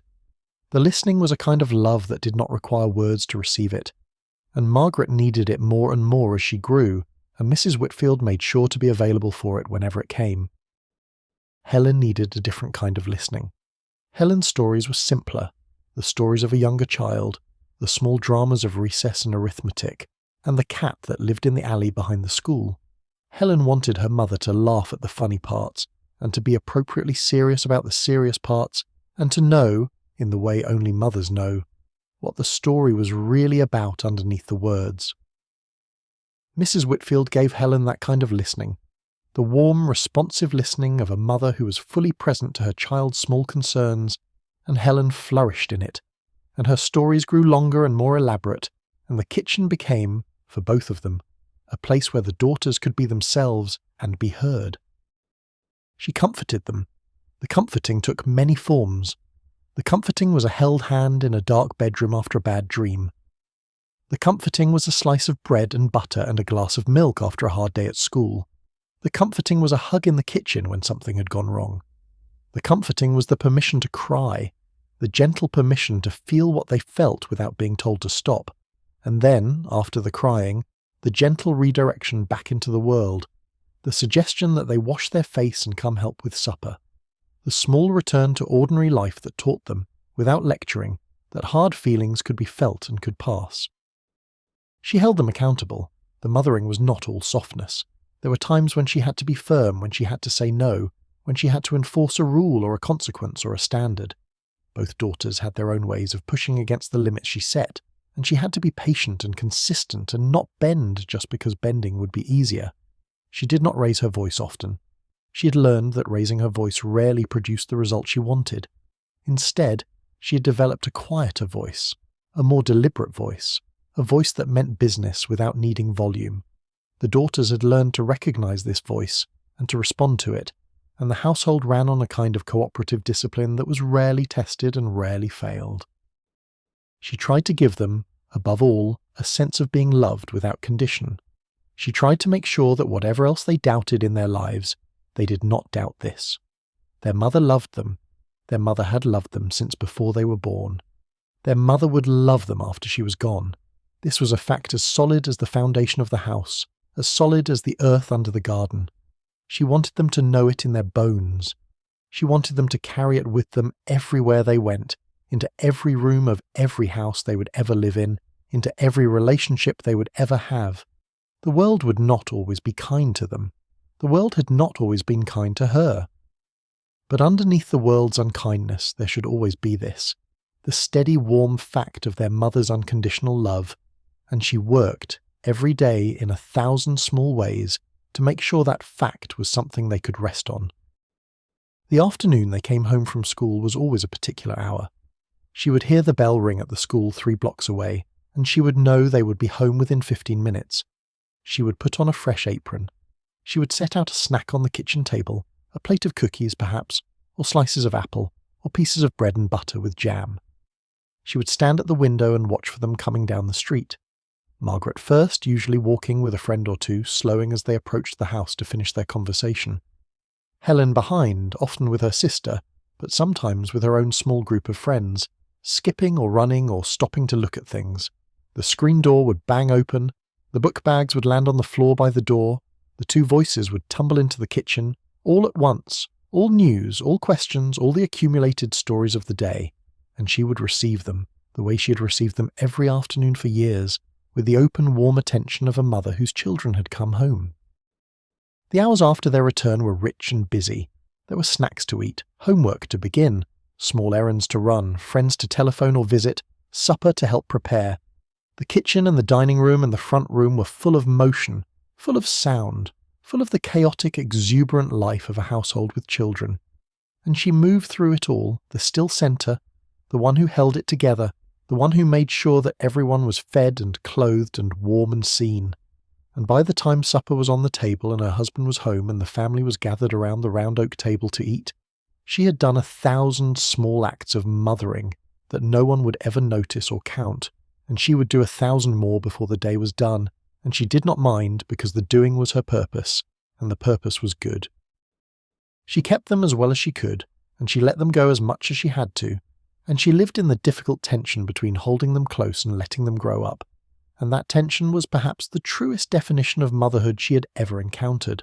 Not bliss, not duty, but the long, slow, tender work of holding and releasing, until the day when the releasing would be permanent, and the holding would have to be done only in memory. That day was a long way off. She did not think about it often, but she knew it would come, and she tried, in the meantime, to do the holding well, while she still had them, while they were still hers, while the kitchen was still full of their voices and the upstairs was still full of their sleep. Evening arrived the way evening always arrived in that house, slowly, gently, in soft stages that overlapped one another. First came the changing of the light. The yellow afternoon light that had been pouring through the kitchen window for hours grew softer and warmer, deepening toward gold. The shadows of the elm tree began to lengthen across the back lawn. The clouds, when there were clouds, took on the pink edges that meant the sun was beginning its slow descent. The sky above the rooftops became a pale lavender that would, in another hour, become a deeper blue, and then, eventually, the dark blue of full evening with the first stars beginning to show. She did not need to look at the clock to know the time. Her body knew it. The shape of the light through the window told her. The temperature of the air, which always cooled slightly in the late afternoon, told her. The particular slant of shadows across the kitchen floor told her. She'd learned to read the day the way her grandmother had read the day, by the small physical signs that surrounded her, and the reading was so automatic now that she rarely consciously thought about it. Supper was eaten at 6. They had eaten supper at 6 for as long as she could remember, and her husband had eaten supper at 6 in his own childhood home, and his father had eaten supper at 6, and so on back into the past. The hour was not negotiable. The supper hour was a piece of the structure that held the day together, and tampering with it would have been a small disrespect to the ordering of things. So at 6, when her husband came home from work and the girls had finished their homework and the meal was ready, they all sat down at the kitchen table together, and the supper hour began. The supper hour had its own particular shape. There was the saying of grace first, a brief sentence her husband spoke that thanked God for the food, and asked blessing on those gathered, and remembered those who were absent. The absent included her brother and her cousin, every night by name, and the simple act of speaking their names at supper was a way of keeping them present, of refusing the war's effort to make them disappear. Then there was the passing of the dishes, the platters and bowls moving from hand to hand around the table, the small ceremony of serving and being served.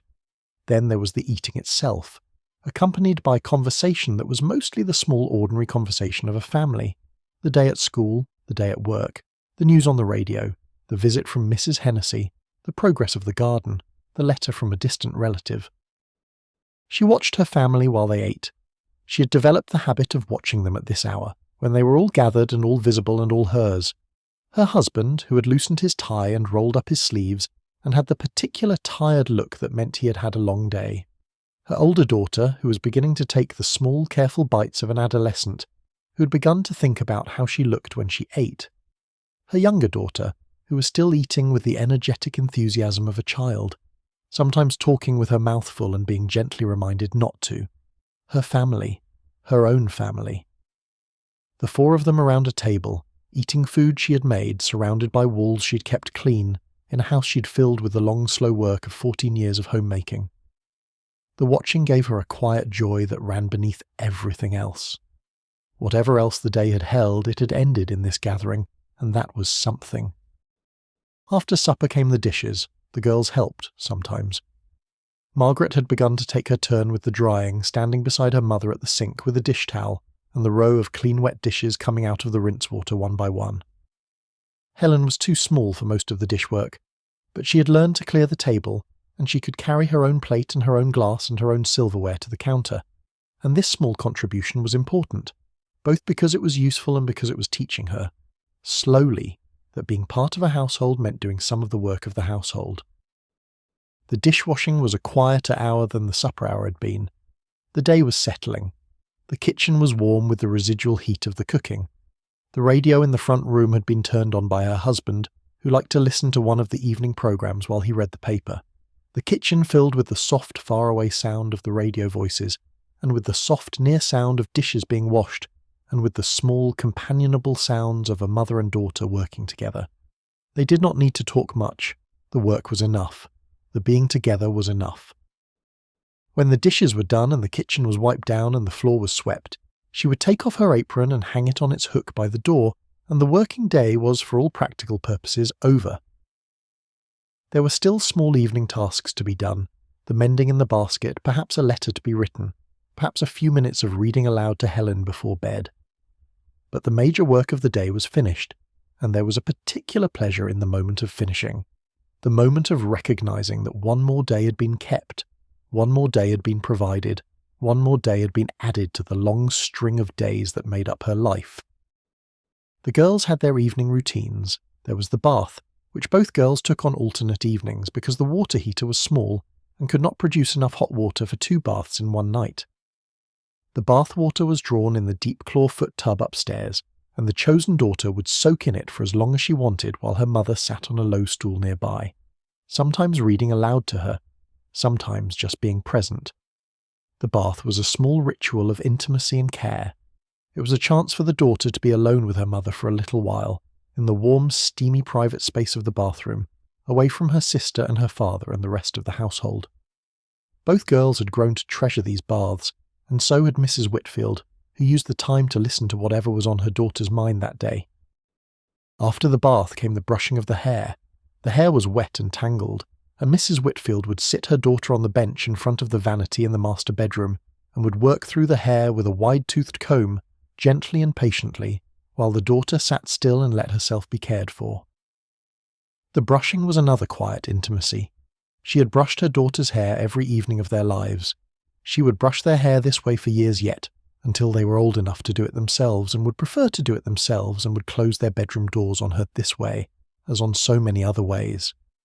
But for now, the brushing was hers, and she did it slowly, with love, and she watched the daughter's face in the mirror while she worked, and the daughter watched her back, and the two of them were quiet together in the lamplight, and it was as good a moment as any in the long catalogue of motherhood. Then came the nightgown and the slippers and the small final preparations for bed. The girls brushed their teeth in the bathroom, taking turns at the sink. They came back to their bedroom and climbed into their twin beds, and waited for their mother to come tuck them in.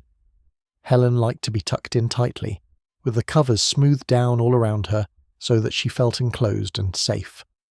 Margaret had begun to prefer her covers looser, and to be tucked in more lightly, and was beginning to refuse the good-night kiss on the forehead some nights, the way an adolescent will, while still seeming to expect it the nights when she did not refuse it. Mrs. Whitfield navigated these small evolving preferences with care. She wanted to honour what her daughters were becoming without losing what they had been. After the tucking in came the story. The story was a tradition that had begun when Margaret was a baby, and had continued every night since, even now, when Margaret was 12 and Helen was 8. Mrs. Whitfield sat on the chair between their two beds and read aloud from whatever book they were currently working through. They were reading a long book at the moment, a children's adventure story about 3 siblings who lived on a small island and got into various misadventures with smugglers and pirates and lost ships. The girls loved it. Helen would beg for one more chapter at the end of each one, and Mrs. Whitfield would usually say yes to one more chapter, and sometimes to a second more chapter, and the small extra time spent reading in the warm lamplit bedroom was a kind of gift she gave herself as much as them. When the reading was done, she would close the book and set it on the small table between the beds. She would turn down the lamp. She would lean over and kiss each daughter on the forehead, except on the nights Margaret refused, in which case Margaret got a small affectionate squeeze of the shoulder instead. She would whisper good night, and she would tell them she loved them, and she would tell them to have good dreams. She would walk to the door of the bedroom and pause there for a moment, looking back at the two of them in their beds, the small fair heads on the pillows, the eyes already drifting closed, the soft, regular breathing beginning to settle. Then she would step out into the hallway and pull the door almost close behind her, leaving just a crack of light from the hall, the way both daughters preferred. The bedtime was complete. The day for them was over. For her, the day had a little more to it. She would come down the stairs and into the front room, where her husband had been reading the paper. The two of them would sit together for a while, not always talking, sometimes listening to the radio, sometimes commenting on something he had read in the paper, sometimes simply being together in the warm, lamplit room. This was their hour, the hour of being a husband and a wife after being a father and a mother, the hour of remembering that there had been a marriage before there had been children, and that the marriage continued to exist underneath the daily business of family life. Her husband was a quiet man. He had been quiet when she had married him, and the years had not made him any less quiet. He spoke when he had something to say. He did not chatter. He did not fill silences with talk. This had taken some getting used to in the early years of their marriage. She had come from a family of talkers, and she had assumed for a long time that the right way to be married was to be talking constantly, to be sharing every small thought, to be filling the rooms of the marriage with the constant exchange of words. Her husband had taught her, slowly and without lecturing, that silence between two people who loved each other was not absence but presence, that companionable quiet was its own form of intimacy, that you could say a great deal to someone you trusted simply by being in the room with them and not feeling any obligation to perform. She had learned to value the quiet. She had learned to look forward to these evening hours after the children were asleep, the hours when she could sit in her own armchair across from his armchair and read her own book, or do her own mending and feel, in the soft yellow light from the lamp, the long slow assurance of a marriage that had grown into itself over the years, and that needed no daily reassurance. They had had hard times, of course. They had had arguments and misunderstandings and the small accumulating frustrations that any long marriage carries. But they had also had this. They had this quiet. They had the steady comfort of being known by each other, of being witnessed by each other, of being held by each other in the soft net of a marriage that had become, over time, something more than the sum of its parts. She often did her mending in the evening, after the children were asleep. The mending basket beside her chair was always partially full. She would pull out a piece of work and settle into it. A button to be sewn back onto a school dress. A small tear in a sheet that needed patching. A worn collar on one of her husband's shirts that needed turning. The work was quiet and repetitive, and required just enough attention to keep her hands busy without requiring her mind. She could mend while half listening to the radio. She could mend while talking with her husband about whatever had come up in the day. She could mend while letting her mind wander where it would, sometimes thinking about the past, sometimes thinking about the next day, sometimes simply being present to the small physical sensations of needle and thread and cloth, and the soft, warm room. There were letters to write some evenings. She wrote to her brother once a week. She wrote to her cousin once a month. She wrote to her mother-in-law every 2 weeks. She wrote to her aunt in Iowa whenever she remembered, which was less often than she should have. The letters were a kind of evening work, a slow, careful putting down of words at the dining room table, or at the small desk in the front room. She wrote in her neat schoolteacher's handwriting, the letters slanting slightly to the right, the words spaced evenly across the page. She wrote about the small, ordinary things, the way she had always written. She did not write about her worries or her fears. She wrote about the garden and the children and the weather and the small comic episodes of the household. The letters were a kind of gift, a kind of holding open of the door so the absent person could step back into the family, even if only for the few minutes it took them to read what she'd written. By 8:30 the radio had usually gotten quieter. The evening programmes were ending. The news was coming back on. She and her husband would listen to the news together, sometimes commenting on what they heard, often saying nothing, just absorbing the bulletin from the larger world. After the news, the music programmes came on, and they were softer, slower, the kind of music that was meant to accompany the wind down of the day. She would feel her own body beginning to settle in response to the music. Her shoulders would drop a little. Her hands would slow over the mending. Her thoughts would begin the slow drift toward bed. By 9, the lights in the houses up and down the street were going off one by one. She could see them from the front window, the bedroom windows of the neighbours growing dark, the porch lights being switched off, the small signals of households finishing their days. Mrs. Hennessy's house was usually one of the first to go dark. Mrs. Hennessy, alone, did not stay up late. The Marrick house was usually one of the last, because Mr. Marrick worked late shifts at the factory, and the household ran on a different schedule. But by 9 most of the street was settling, and by 9:30 most of the street was dark, and the small quiet town was lying under its dark sky, and beginning its long collective sleep. She would set aside her mending, She would put away her sewing kit. She would carry her empty teacup to the kitchen and rinse it and set it upside down in the drainer. She would check the back door to make sure it was locked. She would check the front door to make sure it was locked.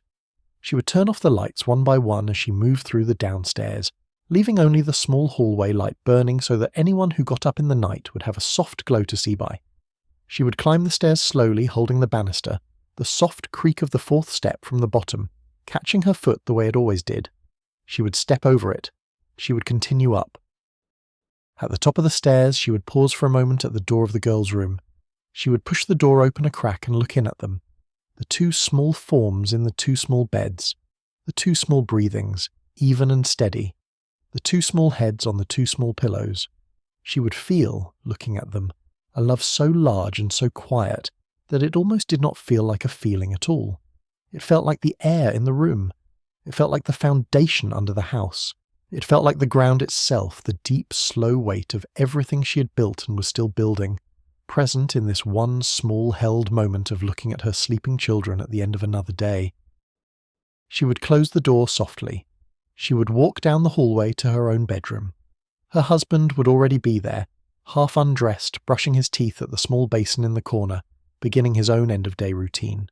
She would undress slowly, hanging her dress on its hook, folding her stockings, putting on the long cotton nightgown that was her usual sleeping garment in the warm months. She would sit at the vanity and take down her hair from its pinned arrangement, brushing it out with the slow, steady strokes that her own mother had taught her. She would wash her face at the basin. She would say a brief prayer, kneeling beside the bed, the prayer she had said every night since she was a girl, the simple prayer for protection and for those she loved. She would climb into bed. Her husband would already be there, the lamp on his side of the bed still burning, his book open on his chest. He would say something brief, something about the day or about tomorrow. She would say something brief in return. They would exchange the small evening words of a long-married couple, words that had less specific content than they had ritual function, words that meant simply, "You are here, I am here, all is well." He would turn out the lamp. The room would go dark. She would lie on her side, her face turned slightly toward him, and she would feel the heavy welcome weight of her body settling into the mattress, and the slow, soft slide of her mind beginning to release the day. Sleep came differently on different nights. Some nights it came fast, dropping over her like a quiet curtain within minutes of her head touching the pillow. Some nights it came more slowly, with her mind running over the small unresolved items of the day, the things she had not gotten to, the small worries she had managed to put aside during the busy hours, but that came back in the quiet darkness. On those nights, she had learned not to fight the wakefulness. She would let the thoughts come. She would let them move through her mind without grasping at them. She would breathe, slowly and deeply, and she would feel her body soften towards sleep, even if her mind was still moving. Eventually the mind would slow too, and the slowness would deepen, and she would drift, and she would be gone. But before she went, on most nights she would lie awake for a few moments and listen to the house. The house had its own night sounds. The slow ticking of the clock on the front room mantel, audible through the floor, the settling of the floorboards as they cooled, the small breath of the elm tree against the kitchen window, the faraway sound of a train whistle somewhere on the edge of town, the soft, regular breathing of her husband beside her, already asleep, the deeper, farther breathing of her two daughters across the hall, the whole house breathing together, a single body of which she was the heart, the deep, slow heart that kept the rhythm and that would keep the rhythm for as long as it had breath to keep it. And then, with this awareness of the house holding her and her holding the house, she would let go, and she would sleep. There was a way of knowing that those women had. It was not a knowing that came from books, though many of them read books. It was not a knowing that came from school, though many of them had been to school. It was not a knowing that came from any particular teacher or any particular text. It was a knowing that came from the long, slow accumulation of doing, from the years of work and watching and listening and tending, and it lived in their hands and their bodies and the soft, instinctive corners of their minds where the deepest competence is stored. She thought about this knowing sometimes in the quiet hours, when she had a moment to herself. She thought about the things she knew without thinking about them. She knew, by the weight of a piece of bread dough in her hands, whether it was ready to be kneaded again or whether it needed more time to rise. She knew, by the sound of bacon in a pan, whether it was ready to be turned. She knew by the smell of a stew on the stove whether it needed more salt or more pepper or simply more time. She knew by the way her younger daughter's voice sounded at breakfast whether the day at school would be a hard one or an easy one. She knew by the way her husband shrugged off his coat at the door in the evening whether his day had gone well or poorly. She knew by the angle of the light through the kitchen window what time it was, more accurately than most clocks. She knew by the heaviness of the clouds in the western sky whether it would rain that afternoon. She knew by the way the leaves of the tomato plants curled whether they needed water.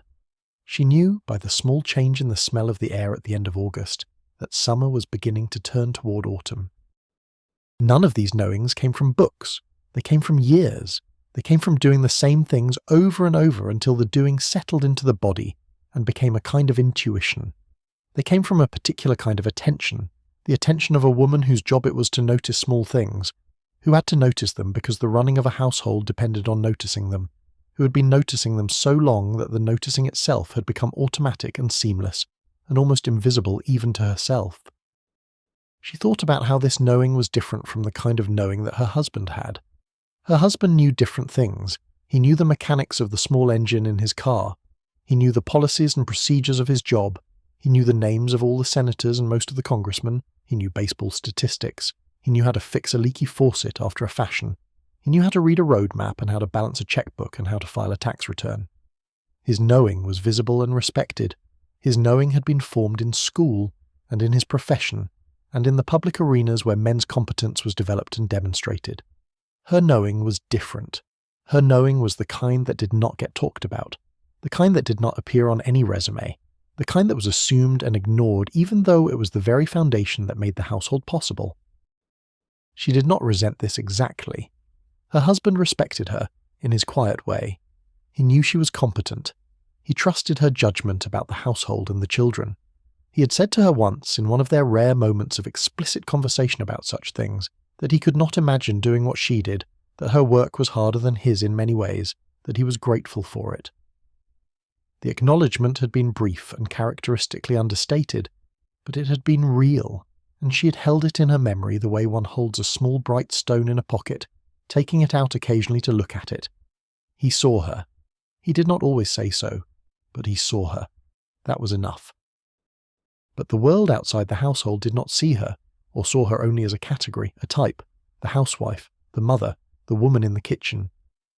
The world outside the household did not understand the actual content of her knowing or her work. The magazines wrote about housewives as if they were a kind of decorative figure, smiling in their kitchens beside their gleaming appliances. The radio programs sometimes portrayed them as silly or fussy, or interested only in trivial things. The advertisements aimed at them assumed they were childish, in need of guidance, easily manipulated by emotional appeals. None of this was the truth of the women she actually knew, the women on Linden Street, the women of her family, the women she had grown up with. The actual women were competent, intelligent, deeply skilled, deeply tired, deeply loving, deeply complex. The actual women carried whole worlds in their heads. The actual women were nothing like the figures in the magazines. She wondered sometimes what would happen to this knowing when she was gone. Her daughters would carry some of it. They would pick up from watching her the things she had picked up from watching her own mother. But she also knew that the world was changing, and that her daughters might not need the same knowing in the same way. They might grow up in a world where housewives no longer existed in quite the same form. They might grow up in a world where women worked outside the home, where the kind of detailed domestic knowing she had spent her life acquiring was no longer the central skill of a woman's life. She did not know how she felt about this. There was a piece of her that mourned, in advance, the possible passing of the world she knew. There was another piece of her that welcomed the possibility, that wanted her daughters to have options she had not had, that hoped they could combine the old knowing with new knowings and become women larger than she had been allowed to be. She thought about her mother and what her mother had carried, and what her mother had passed down to her. Her mother had been a quiet woman, even quieter than her husband. Her mother had been a woman of few words and many actions. Her mother had grown up on a farm in Pennsylvania, and had married a railroad man and had moved to a small town and had raised 4 children on what was sometimes very little money. Her mother had buried a son at the age of 3 from scarlet fever, and had buried her own mother and father, and had lived through the Great War and the Depression, and the rise of so many of the things that defined the modern world. Her mother had not talked about any of these things at length. Her mother had simply lived through them, the way women lived through things in those years, with a kind of patient endurance that did not require explanation. Her mother had taught her almost everything she knew. Her mother had taught her how to bake bread by standing beside her at the kitchen counter when she was 8 years old and showing her how to feel the dough for the right consistency. Her mother had taught her how to can vegetables by including her in the long August afternoons of putting up the harvest year after year until the work had become second nature. Her mother had taught her how to mend, how to sew, how to make a household budget stretch farther than it should have, how to make a meatless meal feel substantial, how to comfort a sick child, how to handle a difficult husband, how to navigate a small town's social hierarchies without bowing to them or rebelling against them. Her mother had taught her all of this without lectures, without sit-down lessons, simply by living her life in front of her and letting her watch. This was, she realized, the way the knowing was transmitted. Not in books, not in classes, not in formal apprenticeships, but in the slow daily proximity of one generation to the next, the long shared hours of work and rest and conversation and silence. Her mother had transmitted to her by being her mother. She would transmit to her own daughters by being their mother, and someday, if her daughters had daughters, they would transmit to those daughters by being their mothers. The chain was long. The chain stretched backwards into a past she could not see, and forwards into a future she would not see. She was a single link in it. Her work was to be a good link, a strong link, a link that did not break. She thought about the women she'd known who had broken. There were a few of them. There was the woman 3 streets over who had simply stopped getting out of bed one autumn, who had withdrawn into herself in a way that her husband and her children could not pull her back from, who had eventually been taken to a place for women whose nerves had given way, and who had not come back. There was her own aunt, her father's sister, who had drunk too much for too many years and had died in her 40s, alone in a rented room, her own family unable to help her. There was the woman who had lived next door to her own mother when she was a child, a woman who had quietly killed herself one summer afternoon in her own kitchen, leaving behind a husband and 3 small children. The chain of women was strong, but it was not unbreakable. Some women broke. Some women were broken by what was asked of them, by what was denied them, by the simple weight of carrying too much for too long. She thought about her own moments of near breaking, the bad nights with sick children, the long winter when her husband had been laid off and they had not known how they would pay the next month's rent, the slow grief after her parents had died, both of them within a year, leaving her feeling suddenly like an orphan, even though she was a grown woman with children of her own. The constant low fever of worry about her brother in the Pacific. These were the moments when she had felt the weight, when she had wondered whether she could carry it. She had carried it.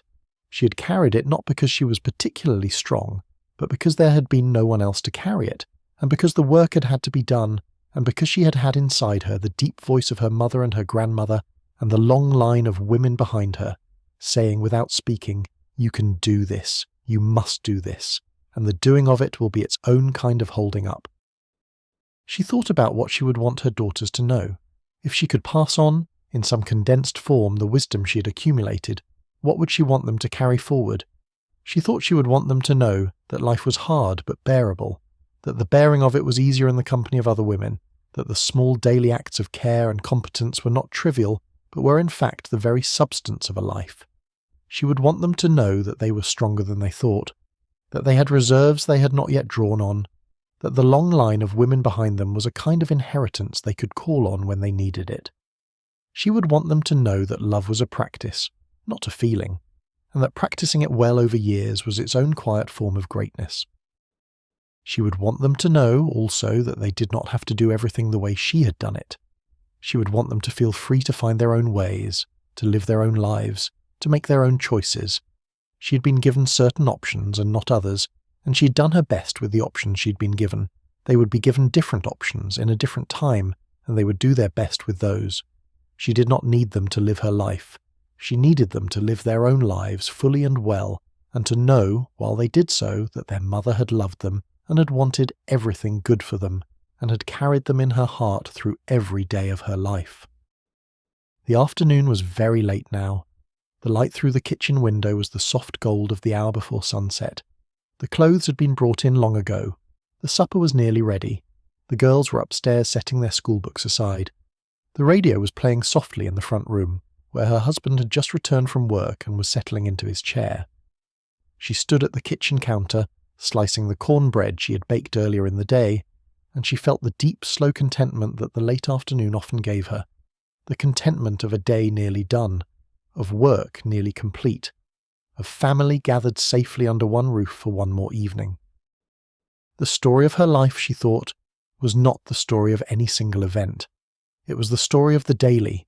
It was the story of the small accumulated hours. It was the story of mornings and afternoons and evenings, repeated year after year, each one slightly different from the last, but all of them connected by the same patient, steady thread. There was no great drama in it. There was no climactic moment. There was no scene anyone would put in a book or a movie. There was just the long, quiet, faithful work of being a woman in a particular place at a particular time, of making a household and a marriage and a motherhood out of the materials she'd been given, and of doing this work well, day after day, year after year, until it added up to something that was, in its own quiet way, a life, a real life, a life as real as any other, a life worth having lived. She set the cornbread on the table. She called the girls down for supper. She heard their footsteps on the stairs. She turned toward the doorway smiling, and her family began to come into the kitchen, and the supper hour began, and the day continued its slow turn toward evening, toward rest, toward the long quiet night that would receive them all and hold them gently and return them, in the morning, to another day, and another, for as long as the days continued to come. Long after the lamps had been turned down, after the children were deep in their sleep, after her husband's breathing had settled into the slow rhythm of his own dreams, she sometimes lay awake in the dark and thought about her grandmother. Her grandmother had been a small, fierce woman with white hair pulled back into a knot and hands that had worked their whole long lives, and she had died when Mrs. Whitfield was 19, just a few months before her wedding. Her grandmother had lived in a farmhouse in Pennsylvania, the same farmhouse her grandmother's husband had built for her in 1877, and her grandmother had borne 9 children in that house, and had buried 2 of them, and had raised the other 7 to adulthood, and had outlived her husband by 14 years, and had kept the house and the small farm running by herself until she was too old to do it any longer, at which point she had moved in with one of her daughters and had lived another 6 years before she finally let go. What had her grandmother known? What had her grandmother carried? Mrs. Whitfield had been too young when her grandmother was alive to ask the right questions. She had not understood, at 16 or 17 or 18, that the small wrinkled woman in the rocking chair was the keeper of a whole world that would soon be gone. She had not understood that every old woman was, in her way, a kind of library, a kind of archive, a kind of last living witness to a particular set of years and a particular set of practices and a particular set of small private knowings that would die with her if no one took them down. She had not understood any of this until her grandmother was dead, and then she had understood it suddenly and with a sharp grief that came too late. She thought about all the things she could have asked. She could have asked her grandmother how she had survived the deaths of her 2 children, the small boy and the small girl who had died of diphtheria in 1884. She could have asked her grandmother how she had managed the farmhouse during the years her grandfather had been ill and dying. She could have asked her grandmother what it had felt like to be a young woman, in the years just after the Civil War, in a country still trying to remember how to be a country. She could have asked her grandmother about her own grandmother, the woman who had come over from Wales in 1840, and had lived a whole life Mrs. Whitfield knew almost nothing about. She could have asked so many things, and she had not asked, and now the answers were lost, and the loss was a small permanent piece of her own life. She tried, on these wakeful nights, to imagine her grandmother's days, the waking before dawn, the lighting of a fire in a wood stove like her own stove but older, with iron handles worn smooth by 60 years of use, the drawing of water from a well by hand, the milking of cows in a cold barn at sunrise, the making of breakfast for 9 people, then 7, then 5, then 3, then 1, the garden, larger than her own, that had fed the household through long Pennsylvania winters, the laundry done by hand in a wash-house out by the spring, the endless mending, the endless cooking, the endless tending of children and animals and crops and the slow accumulation of years. Her grandmother had lived a life harder than her own and richer than her own, and shorter on luxuries but perhaps longer on quiet competencies, and her grandmother had carried it all without complaint and had died with the simple, steady dignity of a woman who had done her work. Mrs. Whitfield felt close to her grandmother on those wakeful nights.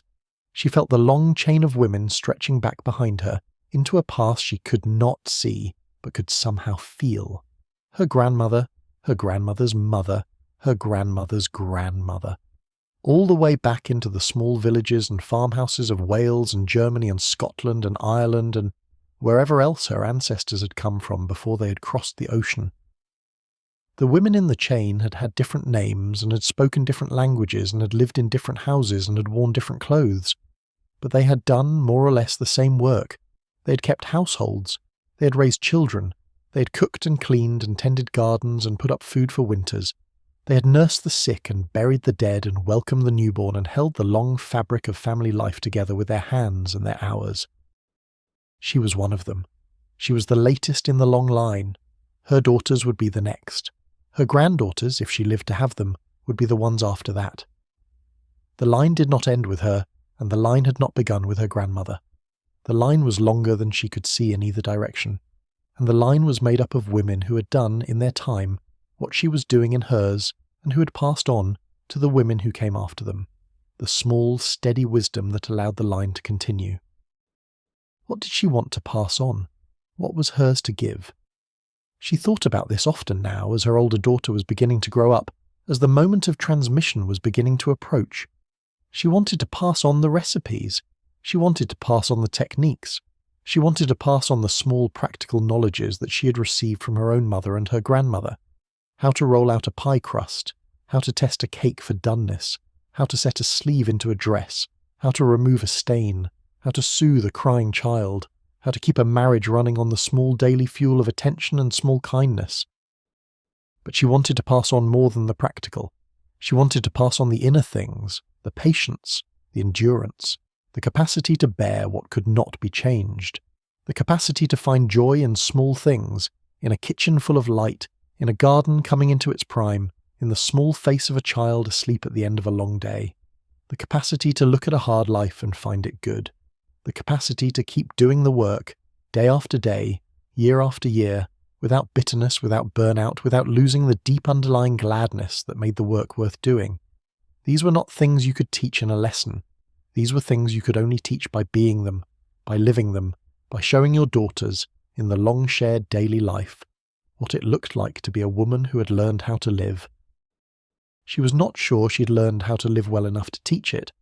She felt often like an apprentice still, like a woman in the middle of her own slow education, still figuring out how to be a wife and a mother and a person in the world. She did not feel like a wise old woman who had it all sorted out. She felt like a 37-year-old woman who was doing her best with what she'd been given, and who was, on most days, just a little bit overwhelmed by the size of the work. But perhaps that was how her own grandmother had felt at 37. Perhaps every woman in the long chain had felt this way at this age. Perhaps the work of becoming the wise old woman was simply the work of continuing to live, of continuing to learn, of continuing to do the daily things until the days had accumulated into years, and the years into a life. She thought about what her daughters were learning from her, whether she wanted to teach it or not. They were learning every day what it looked like to be the woman of a household. They were learning what their mother did when she was tired, when she was happy, when she was worried, when she was disappointed. They were learning what marriage looked like by watching her marriage. They were learning what motherhood looked like by being mothered. They were learning, without any words being spoken, the deep grammar of a particular kind of woman's life. And whatever they did with that grammar later, whether they used it, or rejected it, or transformed it, it would be inside them, the way her own mother and grandmother were inside her, a kind of inheritance they could not escape, even if they wanted to. She hoped she was teaching them well. She hoped she was modelling for them a kind of womanhood they would be glad to have come from, even if they ended up living differently themselves. She hoped she was showing them that the work was meaningful, that the love was real, that the life was worth living. She hoped, above all, that she was showing them how to be content with what they had, while still hoping for what could be, how to be patient with the present while still imagining the future, how to be one woman in one kitchen in one house, and still, somehow, be part of something much larger than that. A chain of women, a community of mothers, a long, slow human project that had been going on for thousands of years and that would continue for thousands more. The nights when she thought about these things were her favourite nights, in a strange way. They were not the easy nights, the nights when sleep came fast. They were the harder nights, the nights of wakefulness, the nights of running thoughts. But the thoughts were good. The thoughts placed her, in a way the busy daytime did not in the larger context of her life. The thoughts reminded her that she was not just doing dishes and folding laundry and making lunches. She was carrying forward something ancient. She was part of a story much larger than herself. The dishes and the laundry and the lunches were the small daily expressions of that larger story, the way a single sentence expresses a piece of a much longer book. The book was being written by all the women who had ever lived. She was writing her chapter. Her daughters would write theirs. This was perhaps what she most wanted to pass on. Not the recipes themselves, but the sense of context in which the recipes mattered. Not the techniques themselves, but the understanding of why the techniques were worth knowing. Not the patience itself, but the deep cultural memory that patience was a virtue. That small, steady work was real work. That the daily was not the opposite of the meaningful, but was in fact its most ordinary form. She did not have the words for this. She had only the life, but she hoped the life itself would be enough, that her daughters, watching her, would absorb what they needed without needing it to be explained, the way she had absorbed what she had needed from her own mother and grandmother, the way every generation passed on what it most deeply knew to the generation that followed. The night was deep now. She had been thinking for a long time. The house was completely still. The street outside was dark and quiet. She could hear, very faintly, a train whistle somewhere on the far side of town, the sound carrying through the cold autumn air the way sound carries when the world is asleep. She turned over carefully so as not to wake her husband. She closed her eyes. She felt her body begin, finally, to settle towards sleep. The thoughts that had been running through her mind slowed and softened and began to dissolve. The line of women behind her seemed to gather close, just out of sight, the way her grandmother used to stand just out of sight when she was a child, and was supposed to be falling asleep but was really listening. Her grandmother seemed very near just now. Her mother too. The long chain of women, all the way back, somehow present in the dark, warm room. They had carried what they had carried. They had passed on what they had passed on. They had lived their lives, each in her own time, each in her own way, and they had brought her, slowly and faithfully across the generations, to this moment, in this bed, in this house, in this small, steady life. And they had asked her to do the same work they had done, and she was doing it, and it was good. She fell asleep with the soft thought of them around her. The house held her. The street held the house. The town held the street. The country held the town. The night held them all. And under the great wheeling stars and the slow, steady turning of the earth she slept, the way generations of women had slept before her, the way generations of women would sleep after her, the long unbroken sleep of a life lived faithfully and well. There were moments scattered across the years that she would carry with her always. They were not the big moments. They were not the weddings or the births or the funerals, though those moments were also in her, of course. They were the small moments, the moments that should not have been memorable but somehow were, the moments that had embedded themselves in her by some mysterious process of selection she could not understand, and that returned to her sometimes unbidden, in the middle of an ordinary day like small bright flashes of warmth. There was the moment, when Margaret was 3, that she had come into the kitchen on a winter morning, and had found Margaret standing at the window with her small hands flat against the glass, looking out at the snow that was falling for the first time that year, and Margaret had not heard her come in, and Margaret had been simply looking, completely absorbed in the slow falling of the flakes, completely present in the small quiet wonder of a child seeing snow. Mrs. Whitfield had stood in the doorway for a long minute, watching her daughter watch the snow, and the moment had been so simple and so perfect that she had not wanted to interrupt it, and she had stood there until Margaret had finally turned and seen her and smiled, and then they had stood at the window together for a while, mother and daughter, watching the snow fall.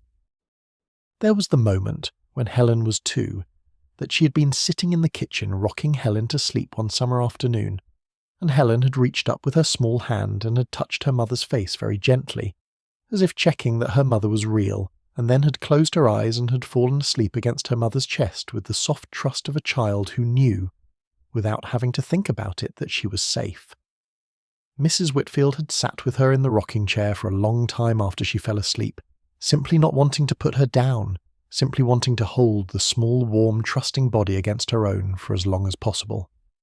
The moment had been so complete, so unimprovable, that she had felt almost a kind of grief at the thought of it ending. But it had ended eventually the way all moments end, and she had stood up and had carried Helen upstairs to her crib, and the moment had become a memory, and the memory had become one of the things she carried. There was the moment, on a particular autumn evening when she had been married for about 6 years, that her husband had come home from work in a particularly tired mood, and had eaten his supper quietly, and had then gone out to the back porch to smoke a cigarette in the cool air, and she had followed him out after a few minutes with a cup of coffee for him, and they had stood together on the porch in silence, looking out at the backyard in the fading light, and he had taken her hand without saying anything, and they had stood that way for several minutes, not speaking, simply being together in the cool autumn air with the small smell of his cigarette and the cup of coffee growing cool between them, and she had felt in that moment with a clarity she did not often have, that this was her marriage, not the wedding day, not the special anniversaries, not the big public moments. This was it.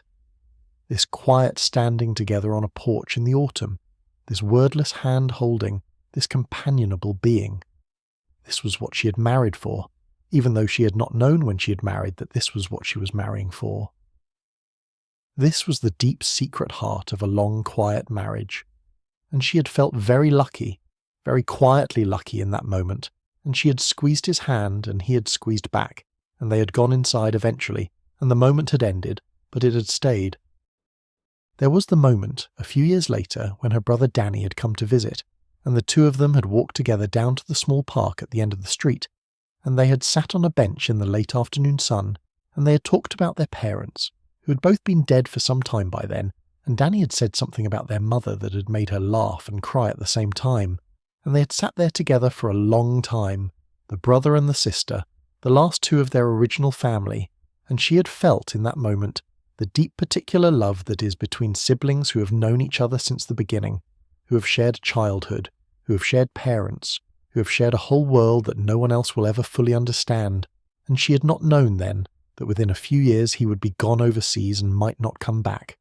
She had not known that this particular afternoon would become one of the things she would carry with her into the long, uncertain years of the war.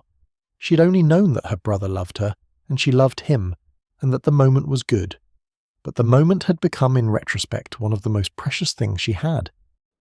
There was the moment on a hot July afternoon a few years before the war, when she had been in the kitchen putting up tomatoes alone, and her mother-in-law had come over to help her, and the two of them had worked through the afternoon together, and as the kitchen had filled with the smell of cooking tomatoes and the steam from the canning kettle, her mother-in-law had begun to tell her stories. Stories about her husband as a small boy, stories about his father, whom Mrs. Whitfield had never known, stories about the family farm in Indiana where her husband's family had originally lived, stories that her husband had never told her, because her husband did not tell stories, but that his mother had been carrying for him, waiting for someone to give them to. Mrs. Whitfield had listened, working through the afternoon, and she had taken in these stories like jewels, and she had stored them carefully in herself, knowing they would be hers to pass on to her daughters some day, knowing she was being given a kind of inheritance that her mother-in-law was choosing to give her, because her mother-in-law had recognized her as the one who would carry the family stories forward. The moment had felt sacred. The afternoon had become one of her treasures. There were so many such moments. The moment her older daughter had read her first word out loud, and had looked up from the book with a wide, proud, astonished face. The moment her younger daughter had taken her first steps across the front room carpet, and had then, halfway across, looked down at her own feet with utter surprise, and had sat down hard on her bottom and had laughed. The moment in her own kitchen on a Thanksgiving morning, when she had stood looking at the turkey she had just put in the oven, and had thought to herself, with no particular reason for the thought, "I am happy. Just that. I am happy." The moment her husband had brought home a small bouquet of daisies for no occasion, and had set them in a glass on the kitchen table without saying anything, and she'd understood from the gesture itself what was being said. The moment Mrs. Hennessy across the way had come over to bring her a slice of cake on the anniversary of her mother's death, having remembered the date when Mrs. Whitfield herself had nearly forgotten it. The moment she had stood in her garden one June evening, and had looked at the rows of tomatoes and the rows of beans and the rows of corn, and had felt that the garden was a kind of small completed work of art, a small thing she had made, and that it was good. These moments did not add up to anything. They were not a narrative. They were not a plot. They were simply small accumulated pieces of her life, the small bright stones she had picked up along the way and put in her pocket, and they sat now in the deep pocket of her memory, and she could take them out one at a time and look at them whenever she wanted to. They were her wealth. They were her true inheritance from the long years of her life. They were what she had to show for herself when she finally got to wherever she was going. She thought sometimes that this was what a life actually was. Not the big events, not the achievements, not the milestones. Just the small moments, accumulated, polished by memory, set carefully in the inner cabinet where a person stores what matters most to her. The big events came and went. The big events were often less meaningful in the actual living of them than people pretended they were. The big events were public, performative, attended by others. The small moments were private, real, attended only by the person who was living them and perhaps one or two others. The small moments were where a life actually happened. She wondered if her daughters were already accumulating their own such moments. She suspected they were. She suspected every person was all the time, even as small children. She suspected the work of becoming a self was, in part, the work of selecting the small moments and putting them away, of building over the years the secret inner room where one's actual life was kept. She could not see into her daughters' inner rooms. She did not know what they were keeping. She hoped some of it was good. She hoped some of it was her, or moments with her, or moments she had made possible. She hoped, when they were old women themselves, that they would be able to take out the moments of their childhood and find them warm and well lit, the way she could take out the moments of her own childhood and find them. She thought about how strange it was that a life worked this way, that so much of it was forgotten, that so few moments survived, that out of the millions of seconds she had lived through, only a few hundred would still be vivid by the time she was old. And yet the few hundred would be enough. The few hundred would be a life. The few hundred would be the true substance of who she had been. It was a strange economy, the economy of memory. It did not work the way other economies worked. The most expensive moments were not always the ones that survived. The most quiet, the most ordinary, the most undramatic moments were often the ones that lasted. The small moment on the porch with her husband, the small moment at the window with her daughter watching the snow, the small moment in the kitchen with her mother-in-law's stories, these were the things she would take with her in the end. The autumn was coming on. The garden was in its late phase now, the last tomatoes ripening on the vines, the beans finishing, the corn finished. The light was changing again, slanting differently through the windows, golden in a way that summer light was not.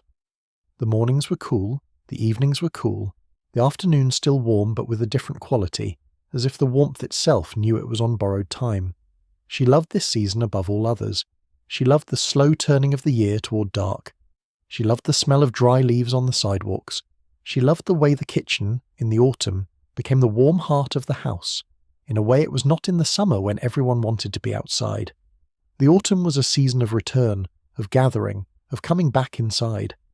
The autumn was the season of the kitchen and the pantry and the long evenings together. She would put up the last jars of tomatoes in the next week or so. She would make the apple butter the week after that. She would do the grape jelly when her cousin brought her the grapes from his small vineyard outside of town. She would put the garden to bed in October, pulling up the spent plants and turning the soil and mulching the beds with leaves against the coming cold. She would close down the small parts of summer one by one, and the kitchen would come into its full season, and the long winter of soups and stews and breads and the slow holiday baking would begin. The year had its rhythms, and the rhythms had their pleasures, and she had learned, over the years, to love each season as it came rather than wishing for the one she was not in. She was still a young woman by most measures, 37. She had decades ahead of her, almost certainly. The girls would grow up. The war would eventually end. The world would change in ways she could not yet imagine. She would continue to age. Her hair would grey, her hands would slowly take on the small marks of long use. Her body would begin, eventually, to be less reliable than it had been. The girls would marry, possibly. They might give her grandchildren. She might lose her husband before he lost her, or he might lose her first. There were so many things ahead, so many things she could not see, so many years still to be lived through. But the work would continue to be the work. Whatever else changed, the work would be largely the same. The morning fire, the breakfast, the dishes, the beds, the laundry, the garden, the supper, the mending, the bedtime.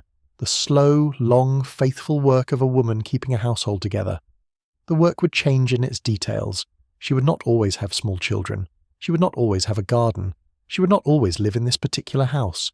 But she would always, as long as she was alive and able, be doing some version of this work, the work of attention and care and small daily tending, and the work would be her life, and her life would be the work.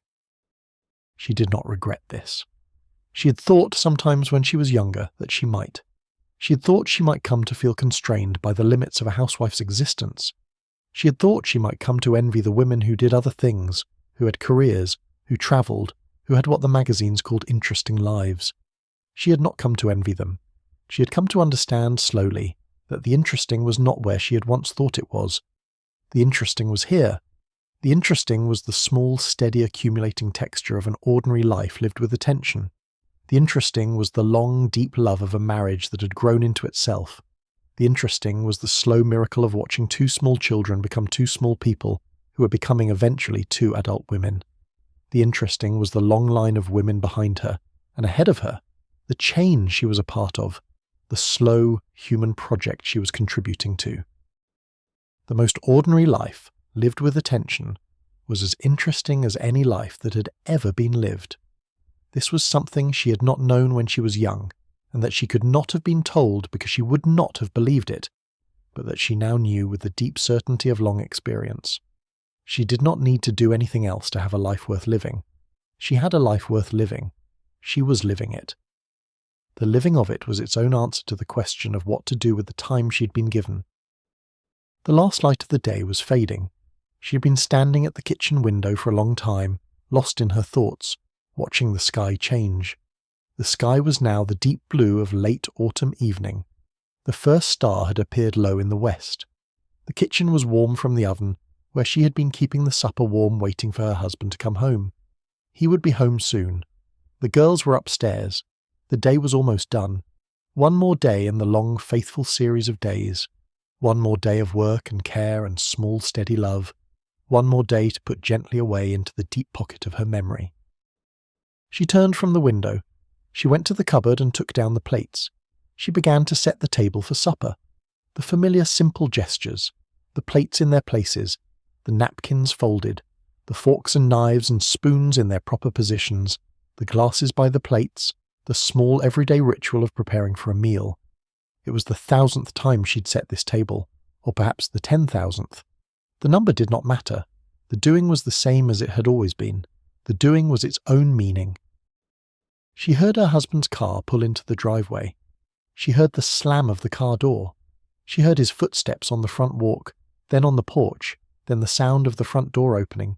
She heard him say hello, his voice softening into the warm tone he used at home.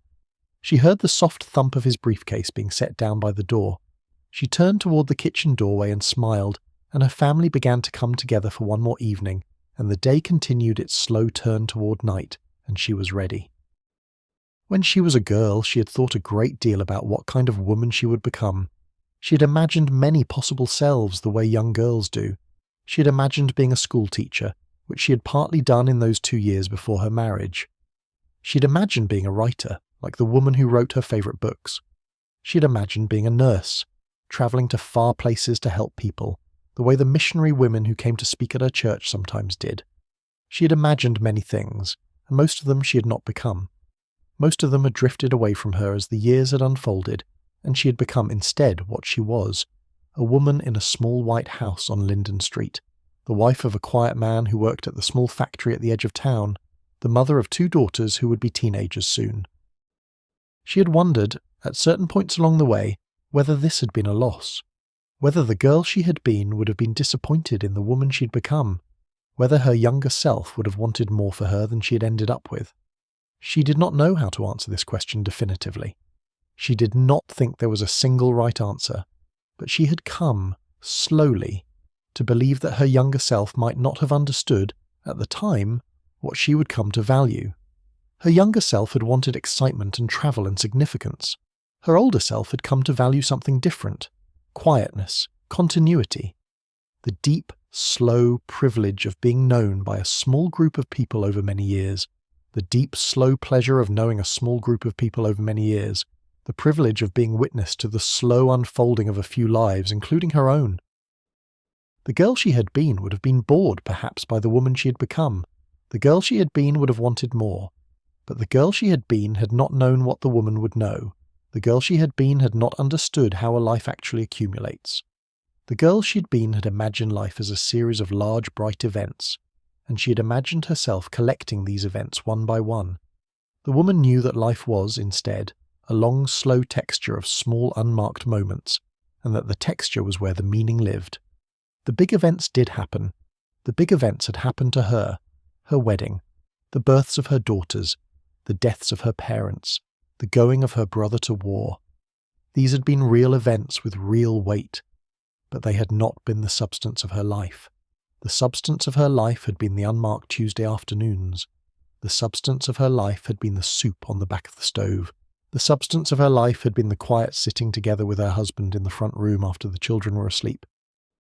She thought sometimes about the women in other lives, in other countries, in other centuries. She had read a book once, a long time ago, about a woman in medieval Japan who had kept a kind of journal, a 1,000-year-old book full of small observations of a small daily life. Mrs. Whitfield had found, when she read it, that the Japanese woman had felt very familiar to her. The Japanese woman had been a noble woman, not a housewife in a small American town, and the Japanese woman had lived 1,000 years ago, but the texture of her attention had been the same. The Japanese woman had noticed small things.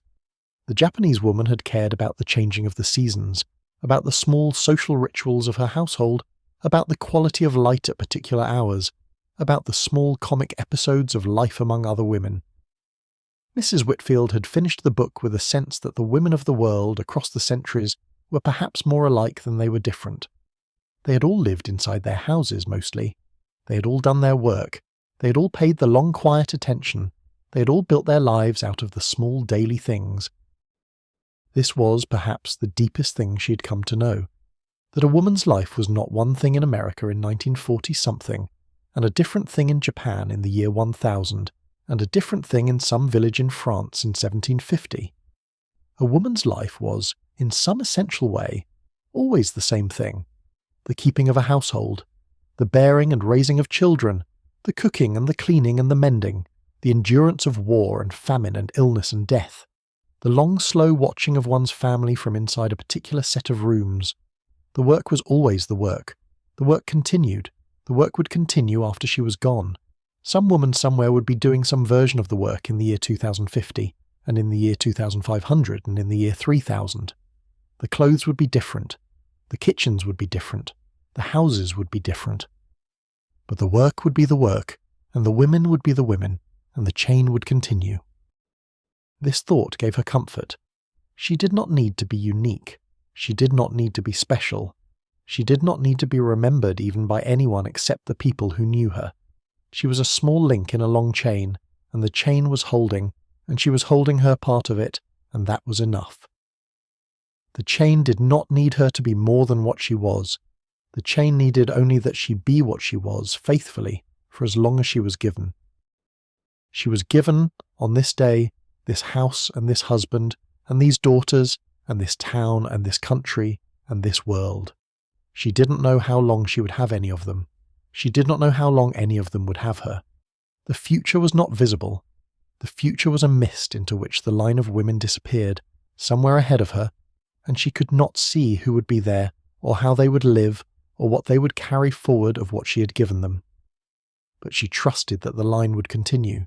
She trusted that the women who came after her would do their work the way she had done hers, and that they would, in their turn, give their children whatever they had to give, and that the long, faithful continuity of women would go on. regardless of what changed in the world outside.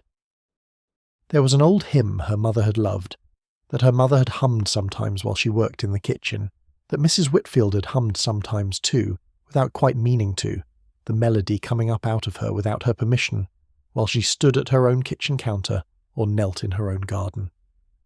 The hymn was about the long, faithful work of a life, about the small, steady doing of what was given to be done, about the trust that the doing was its own reward and its own meaning.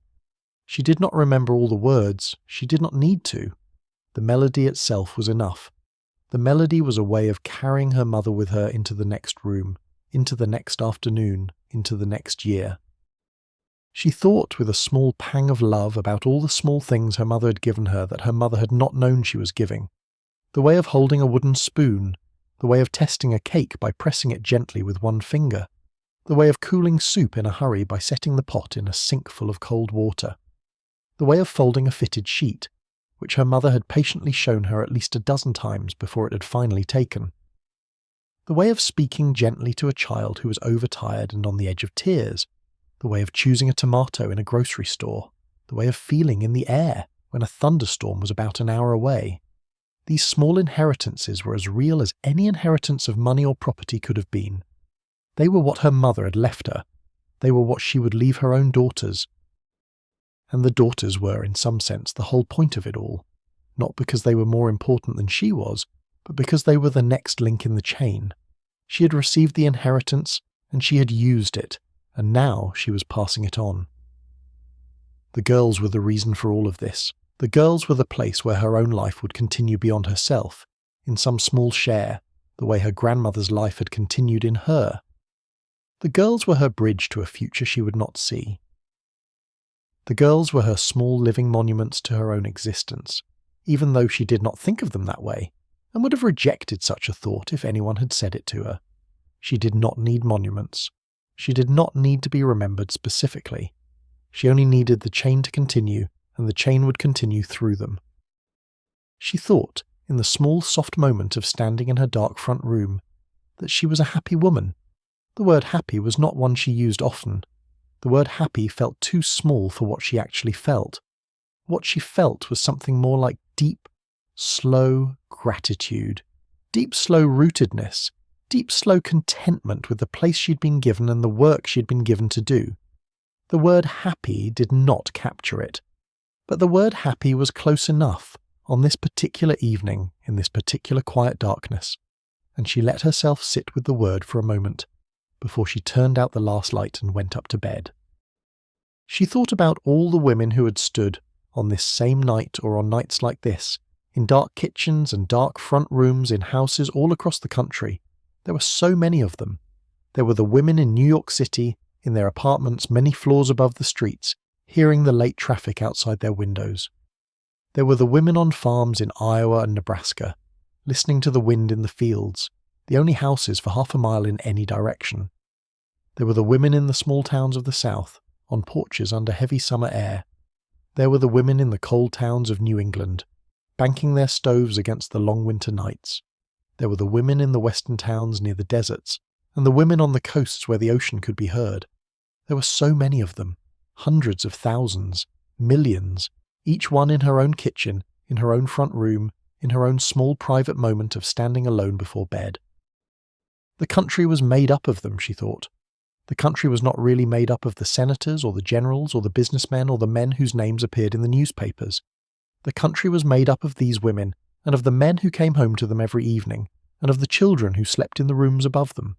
The country was made up of houses like hers, and households like hers, and small quiet evenings like this one, repeated millions of times across the dark land.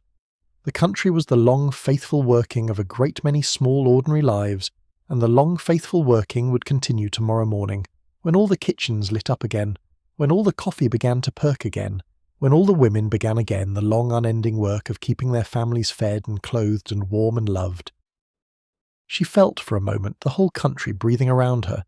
She felt the long, deep collective sleep of a nation full of women and men and children, all resting now in their dark houses, all preparing for another day. She felt for that moment a kind of solidarity that had no name, the solidarity of being one woman among many millions, all doing the same kind of work, all carrying the same kind of love, all keeping their small pieces of the country together. The feeling passed in a few seconds, the way such feelings do, but she would remember it. She would store it away with the other small bright moments. The night she'd felt the whole country sleeping around her. The night she had felt the long line of women not just behind her in time but spread out across the land in space, holding their pieces of the world together just as she was holding hers. A long time after the rest of the house was asleep, she came back down the stairs one final time. She'd forgotten to lock the back door earlier in the evening, and she remembered it just as she was getting into bed, and she could not let herself sleep without checking. She put on her robe over her nightgown and slipped her feet into her slippers, and came carefully down the stairs in the soft yellow glow of the hallway light. The house was completely quiet now. The radio in the front room had been turned off hours ago. The clock on the mantel ticked its slow ticking. The kitchen was dark except for the small light over the sink that she always left on at night, so that anyone who came down for water or for any other reason would have something to see by. She went to the back door and tested it. It was already locked. Her husband must have locked it before he came up. She stood there for a moment anyway, her hand on the cool brass knob, looking out through the small window in the door at the dark backyard. The garden was visible only as a darker shape against the dark grass. The fence at the back of the lot was almost invisible. The neighbour's house beyond was completely dark. The sky was clear and the stars were out, very many of them, more than seemed possible. The night was holding the world the way a hand holds something precious. She turned from the door and walked slowly back through the kitchen. She paused at the table, where the dishes had been long since cleared and washed, the surface wiped clean, a single dish towel folded neatly over the back of one of the chairs. The table was waiting for the morning. The table would be set again in 7 hours. The table had been set every morning of her marriage, and would be set every morning still to come. There was something deeply comforting about that. The continuity, the repetition, the faithful return of the small ordinary tasks. She walked into the front room. Her husband had left a single lamp burning on the table by his armchair, the way he always did when he came up before her, in case she needed it later. The lamp threw a soft yellow circle on the table, on the armchair, on the small braided rug at her feet. The radio was a dark cabinet in the corner now, silent. The mantel held its few small objects in their quiet rows. The clock ticked. She stood for a moment in the doorway, looking at the room, and the room looked back at her, the way familiar rooms do, with a kind of patient familiarity that is its own form of love. She walked over and turned off the lamp. The room went into a deeper darkness, lit now only by the spill of light from the hallway. The mantel and the chairs and the rug receded into shadow. The clock continued its ticking in the dark. She stood there for another moment listening to the house, listening to the soft breath of the rooms around her, the slow inhale and exhale of a wooden structure settling into another night. She thought in that quiet moment that this was her life. Not just the busy hours of the day, but this too. The pausing in a dark front room at the end of a day. The small private moment of standing alone in a house full of sleeping people. The deep, slow gratitude that came on her sometimes in moments like this. The gratitude that had no particular object. The gratitude that was simply for everything. For the fact of being alive. For the fact of having work to do and people to love and a house to come down through in the soft yellow night light. She walked slowly back to the kitchen and turned off the small light over the sink. She walked slowly to the stairs. She climbed them one at a time, holding the banister, stepping over the creaking 4th step from the bottom. She reached the top. She paused for a moment at the door of the girls' room, listening to the soft, regular breathing of her daughters, the small, wordless music of 2 sleeping children. She walked down the hallway to her own bedroom. She slipped off her robe and hung it on the hook on the back of the door. She took off her slippers and set them under the bed. She climbed in beside her husband, who turned slightly in his sleep at the small disturbance and then settled again. She lay on her back for a moment, looking up at the ceiling in the dark. The day was done. The day was completely done. She had finished everything she had to finish. The doors were locked, the lights were off, the family was safe, the house was held.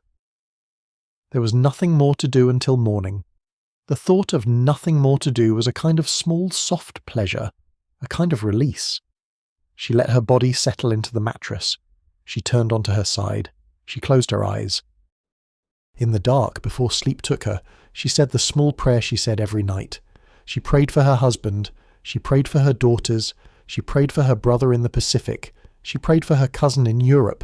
She prayed for the boys of the neighbourhood. She prayed for the war to end. She prayed for all the women who were lying in their own beds, in their own dark houses, on this same night, holding their own loved ones in their thoughts. She felt the long line of women again, gathered around her, the way they had gathered around her on the wakeful night before. She let them gather. She let herself be held by them. And then, the way she always did, with her face turned toward the warm, sleeping shape of her husband and her hands folded loosely on her chest, she let go. She let go of the day. She let go of the worries. She let go of the long list of tomorrow's tasks.